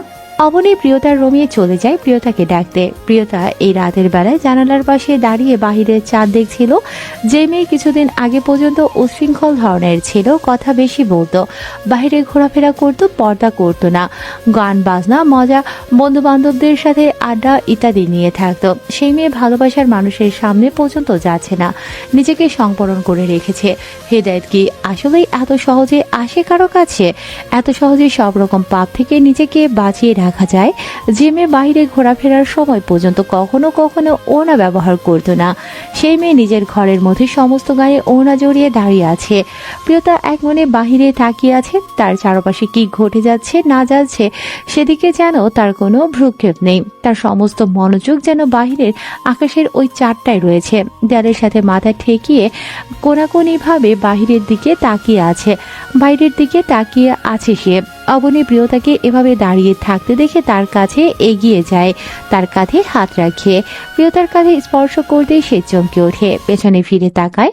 তৎক্ষণাৎ আবার জানালার বাহিরের দিকে মুখ করে আলতো করে চোখের পানিটা মুছে ফেলে, তারপর আবার অবনীর দিকে ফিরে তাকায়। কিরে তুই? হ্যাঁ আমি। তুই কি কান্না করছিলি? না তো, কান্না কেন করব? দ্বিতীয়বার ওদিকে ঘুরে চোখের পানি যে মুছে ফেললি?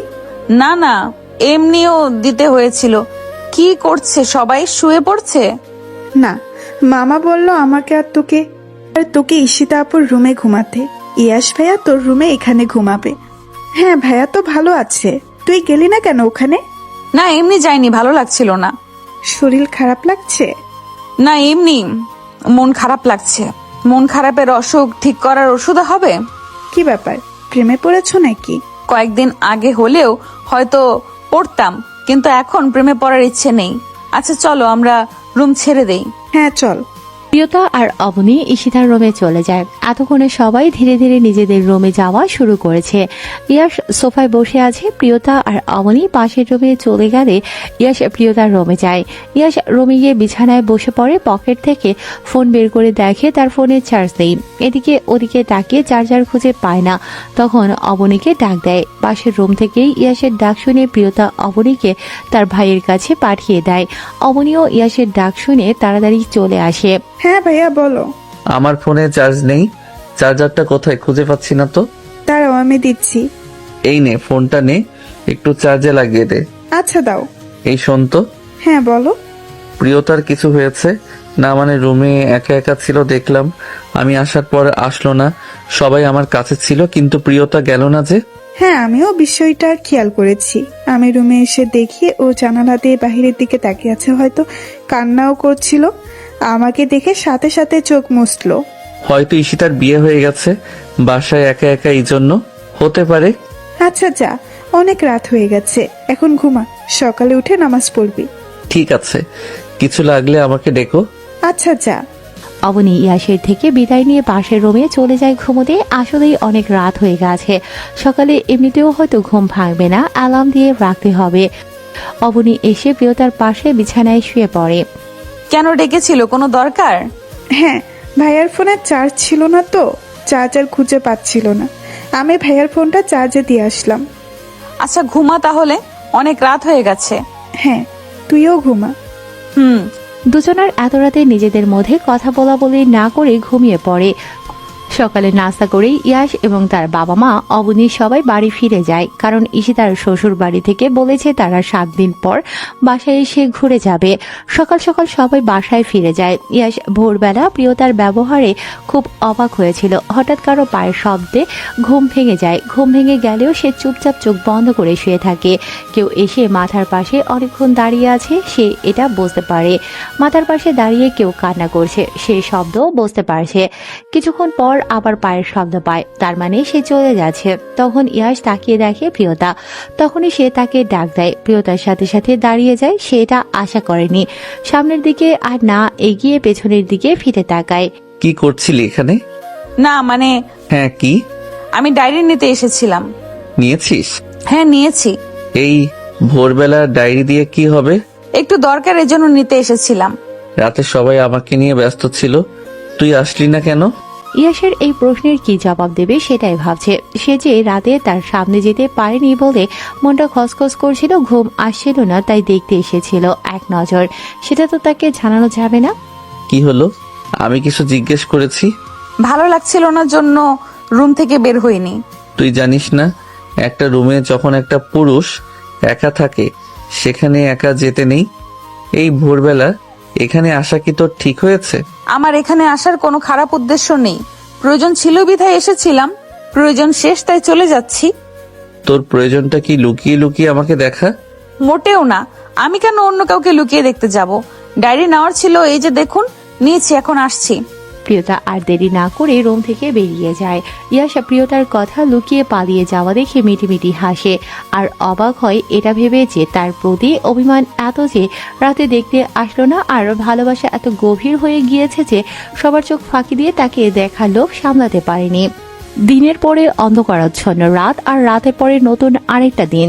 এভাবে চলতে চলতে কেটে গেছে বেশ কিছু সময়। ইয়াশও সময়ের সাথে তাল মিলিয়ে নিজের ইচ্ছে পূরণের দিকে অগ্রসর হচ্ছে। অন্যদিকে প্রিয়তারও অভ্যন্তরীণ এবং বাহ্যিক অনেক পরিবর্তন হয়েছে। প্রিয়তা দুদিন হলো তার বান্ধবীর বাসায় ছিল।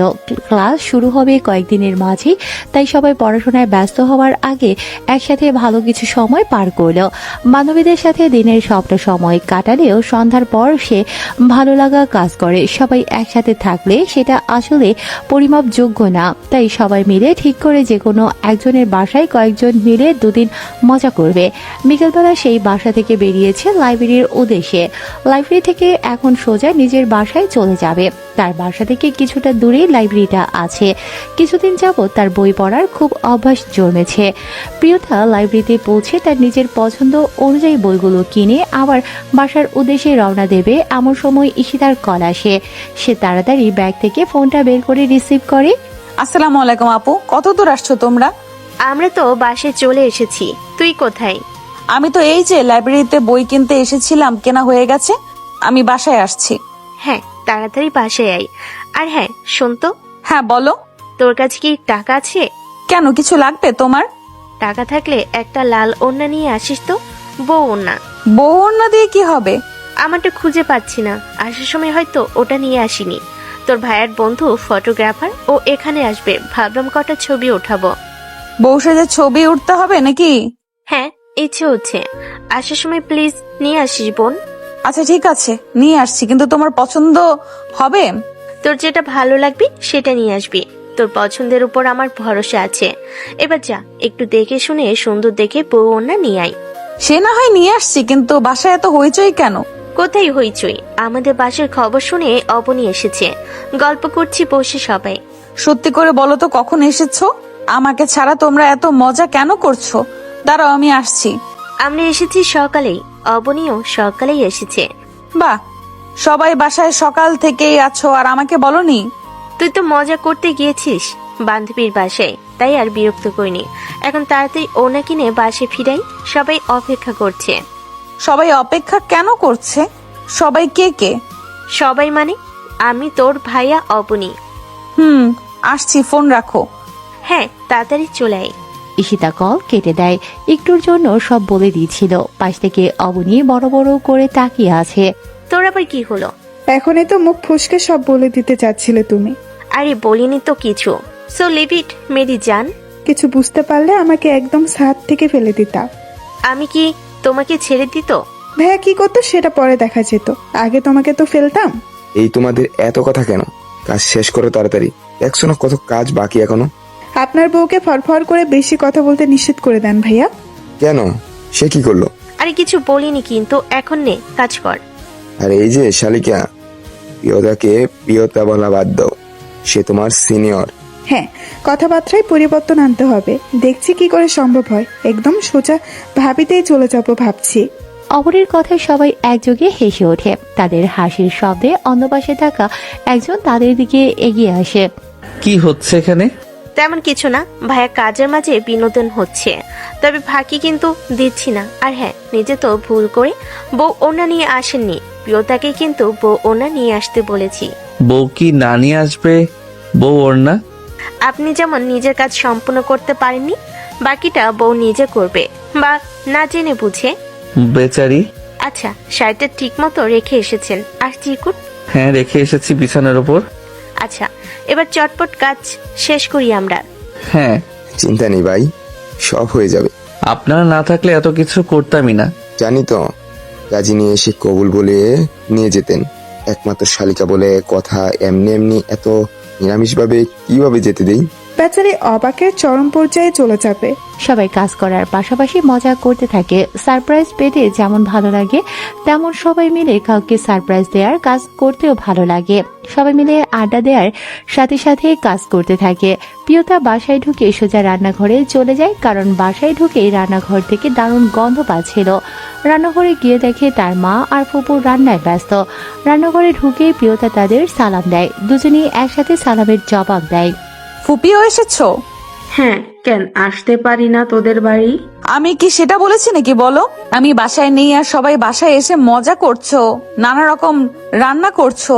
কি কি রান্না হচ্ছে? সব তোর পছন্দের রান্না হচ্ছে। আজ এত রান্না, গরুর মাংস রান্না হয়েছে? হ্যাঁ হয়েছে, ওটা কমপ্লিট। আমি বোরকা খুলে আসছি, আমাকে গরুর মাংসটা দাও প্লিজ। আগেই না, আগে রুমে যা, আমি ঈশিতার অর্ঘনিকে ডেকে দিচ্ছি। কেন? ওরা কোথায় আছে? ওরা সবাই ছাদে আছে। আমি যাচ্ছি, সমস্যা নেই। না, এখন তোমার ছাদে যাওয়া হবে না। কেন? কারণ আছে তাই। কি করছো তোমরা বলো তো? কি কি লুকাচ্ছ আমার কাছ থেকে? একটু পর জানতে পারবি সব। যাও এখন রুমে যাও তাড়াতাড়ি। কিন্তু বলবে তো কি হয়েছে? রুমে যাও, সব জানতে পারবে।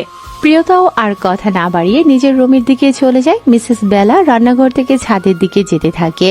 ঈশিতা আর অবনীকে ডাক দিয়ে প্রিয়তা রুমে ঢুকে বইগুলো রেখে বোরকা খুলে বিছানার দিকে আসতেই দেখে সেখানে একটা টকটকে লাল রঙের একটা শাড়ি রাখা আর তার উপরে একটা কাগজ। প্রিয়তা ভাবে ঈশিতা তো কল দিয়ে বলেছিল বউ ওনা দিয়ে আসতে, তাহলে হয়তো তার শাড়ি এটা। কিন্তু এটা ঈশিতা নিজের রুমে না রেখে তার রুমে কেন রেখেছে? প্রিয়তা শাড়ির উপরে রাখা কাগজটা হাতে নিয়ে ভাঁজ খুলতে থাকে। সেখানে লেখা আছে, এই হবু বিবি সাহেবা, এটা পরে চট জলদি ছাদে চলে আসবেন। বউ সাজবেন, কিন্তু আপনাকে বউ সাজে দেখার ইচ্ছে আর দমিয়ে রাখতে পারছি না। আর এই যে সব সময় মুখ মলিন করে রাখেন সবার চোখের আড়ালে, আমাকে দেখেন, এবার আমাকে দেখার অধিকার দিয়ে দেব আপনাকে। বুঝে ফেলেছেন আমি কে, তাই না? বুঝে ফেলারই তো কথা। এই একজনকেই তো আপনি লুকিয়ে লুকিয়ে দেখেন। তুই থেকে সোজা আপনি করে বলছি বলে কি অন্যরকম অনুভব করছেন? এবার অভ্যাস করে নিন, আমিও আপনার সাথে আপনি করে বলবো, আর আপনি তো আমাকে আপনি করেই বলেন। এই ভাষাতে কেমন একটা ভালো লাগা কাজ করে, তাই না? অনেক কথা বলে ফেলেছি, এবার চটজলদি তৈরি হয়ে নিন। শুনুন, টিপ ইগনোর করবেন, ওটা ছাড়াই আপনি আলোক রশ্মি একদম আমার হৃদয়ে বিঁধে যাওয়ার মতো। চিরকুট পরে শেষ করতে না করতেই ঈশিতা আর অবনী রুমে প্রবেশ করে। দুজন এসে প্রিয়তার পাশে দাঁড়াতেই প্রিয়তার সাথে সাথে চিরকুট বন্ধ করে ফেলে। কিরে, রেডি হবি না? বউ না কোথায়? কি হচ্ছে আপু? বাসায় রান্না, তুমি বউ ওড়না নিয়ে আসতে বলেছো, এখানে শাড়ি চিরকুট রাখা, আমাকে বউ সাজাতে বলা হয়েছে। এসব কেন? আমি কেন বউ সাজবো? ভাবি তাড়াতাড়ি এসো, সাজিয়ে দেই, সময় হয়ে গেছে। তুই আমাকে ভাবি কেন বলছিস? ভাইয়ার বউকে ভাবি বলবো না তো কি বলবো? কি হচ্ছে বাসায় বুঝতে পারছি না আমি কি ভাবছি? আরে বাবা, সব বুঝতে পারবি। আর হ্যাঁ, তুই যা ভাবছিস তাই। আমি কি ভাবছি? সব কথা পরে হবে, আগে তাড়াতাড়ি আয়, সাজিয়ে দিই। তোর হবু বর তো তোকে দেখার আকুলতা বাড়িয়েই চলেছে, তার আর সময় যাচ্ছে না। তিনি একেবারে তোকে বউ সাজিয়ে দেখবেন। মানে কি আপু? আমার হবু বর কে? তুই যাকে ভাবছিস সে। আমি বিয়ে করব না তাকে। ড্রামা করিস না, এখন চল তাড়াতাড়ি রেডি হয়ে নে। সে তো বিয়ে করবে না বলেছিল, এখন আবার তাড়াহুড়ো করে বিয়ে করবে মানে? আর হঠাৎ করেই আমাকে বিয়ের জন্য বউ সাজতে বললেই কেন আমি বউ সাজবো? আমি বিয়ে করব না। শোনো মেয়ে, আমার ভাইয়ার জন্য কিন্তু মেয়ের অভাব নেই। আজকেই ভাইয়ার বিয়ে দিয়ে দেব, হয় তুমি বিয়ে করবে নয়তো অন্য কেউ। আজ আমার ভাবি লাগবেই। পা ভেঙে রেখে দেবো অন্য কাউকে ভাবি বানাতে, জানা দেখ কি করি। প্রিয়তার কথা শুনে ঈশিতা আর অবনী দুজন হেসে ফেলে। অবনী বলে, তাহলে চুপচাপ রেডি হয়ে নাও, সাথে সবাই অপেক্ষা করছে, কাজী সাহেবও। প্রিয়তার সাথে এমন একটা অবাক করা ঘটনা ঘটবে এটা সে কখনো কল্পনাও করতে পারেনি। ইয়াশকে না পাওয়ার ভয় পেয়েছিল প্রথম যেদিন শুনেছিল ঈশিতার সাথে বিয়ে। দ্বিতীয় দিন আবার ভেতর থেকে ভেঙে গিয়েছিল যখন ইয়াশ তার সাথে বিয়েতে নিষেধ করেছিল। এত কিছুর পরও প্রিয় মানুষকে পাওয়া ভাগ্যের ব্যাপার ছাড়া আর কিছুই না। প্রিয়তাকে সুন্দর করে সাজিয়ে একদম ছাদে নিয়ে যাওয়া হয়। ওখানে সবাই অপেক্ষা করছিল। প্রিয়তা ছাদের চারপাশে তাকিয়ে দেখে ছাদে সবটা সাজানো হয়েছে সুন্দর করে। ছাদের একপাশে বসার জায়গা করা, সেখানে সবাই বসে আছে, সাথে ইয়াসও। সাদা পাঞ্জাবি পাজামাতে তাকে অসম্ভব সুন্দর লাগছে। মুখের দাড়িগুলো যেন আজ তাকে স্বাদ দিচ্ছে আরো সুন্দর দেখাতে। প্রিয়তাকে নিয়ে গিয়ে ইয়াসের পাশে বসিয়ে দেয়া হয়। ইয়াস চুপচাপ বসেছিল। প্রিয়তাকে পাশে বসিয়ে দেয়া মাত্র তার মধ্যে অস্বাভাবিক কার্য ঘুরছে। বারবার কপালের ঘাম মুছছে সে, মাঝে মাঝে বুকে হাত দিচ্ছে। বিষয়টা প্রিয়তাও খেয়াল করছে। আপনার কি খারাপ লাগছে? অন্যরকম ভালো লাগছে। আপনি তো এর আগে অনেকবার আমার পাশে এসেছেন, কিন্তু এরকম অনুভূত হয়নি। কেমন লাগছে? ভীষণ অন্যরকম। খারাপ লাগলে বলুন, আমি বাবাকে বলছি। না না, এরকম লাগতে দিন। এই ভালো লাগার কোনো ডেফিনেশন নেই। এত ভালো লাগা আগে ছিল না কেন? অসময়ে ভালো লাগা লাগতে নেই। আমার সব ভালো লাগা এখন আপনার নামে। আপনার গা থেকে যে সুগন্ধ আসছে, এটা পৃথিবীর সেরা সুগন্ধ। এই যে আপনার হাসি হাসি মুখ, এটা আমাকে অসম্ভব স্বস্তি দিচ্ছে। থাক, আর বলতে হবে না। এখন এত মানুষের মাঝে ওনার প্রেম পাচ্ছে। আজ অনেক কথা বলার আছে আপনাকে। আমার সব কথা জানাবো। আমার করে নিয়ে আপনাকে আমার সব জানাবো। আপনি বলাটা অসম্ভব সুন্দর লাগে। আরো অনেক কিছু সুন্দর লাগা বাকি আছে বিবি সাহেবা। এখনো নই। চলুন, হয়ে যাক। প্রিয়তা আর কোনো কথা বলে না। কেমন একটা লাগছে তার। সে যা দেখছে এগুলো কি সত্যি? ইয়াস তাকে এসব বলছে? তার কথায় কেন এত ভালোবাসা পাচ্ছে তার? কেন মনে হচ্ছে এই সময়টা থেমে যাক, চারপাশ স্থির হয়ে যাক, চারপাশ জনশূন্য হয়ে যাক, শীতল হাওয়া বয়ে যাক, শুধু সে আর তার প্রিয় মানুষ। জীবনের শ্রেষ্ঠ সময়। আলহামদুলিল্লাহ কবুল। 3 বার বলার মাধ্যমে দুজন নতুন সম্পর্কে আবর্তন করে। এই শব্দটা যেন সাথের মানুষের প্রতি ভালোবাসা আরো কয়েকগুণ বাড়িয়ে দেয়। প্রিয়তা আর ইয়াসও যেন একে অপরের প্রতি আরো টান অনুভব করে। এই অনুভূতি প্রকাশ করার জন্য হাজার শব্দও যেন কম পড়ে যাবে। ইয়াস প্রিয়তার দিকে হাত বাড়িয়ে দেয়। প্রিয়তাও ধীরে ধীরে ইয়াসের হাতে হাত রাখে। ইয়াসের হাত কাঁপছে। শক্ত করে হাত ধরে নেয় সে। এই প্রথম প্রিয়তমাকে স্পর্শ, নিজের করে হালাল করে। এই মানুষ এখন তার, শুধুই তার। মা বাবা ভাই বোন বা বন্ধু বান্ধবের ভাগ হলেও পৃথিবীর এই একটা মানুষের কোনো ভাগ নেই, আর কেউ তার ভাগিদার নয়। দুজন এই প্রথম দুজনের চোখে তাকায়। নিজেদের নতুন পৃথিবী দেখতে পায়, যেখানে আছে শুধু ভালোবাসা আর পূর্ণতা। ভালোবাসার রংধনুর মন্ত মনের আকাশে আষ্টেপৃষ্টে জড়িয়ে রাখুক, এভাবেই পূর্ণতা পাক প্রতিটি ভালোবাসা। সমাপ্ত। গল্পের সমাপ্তি এখানেই। কেমন হলো জানাবেন। আজকে সবার মন্তব্য আশা করছি। গল্পটা আর দীর্ঘ করতে মন চাইছিল না, তাই ভালো লাগা আর ভালোবাসার পূর্ণতা দিয়ে সমাপ্তি ঘটালাম।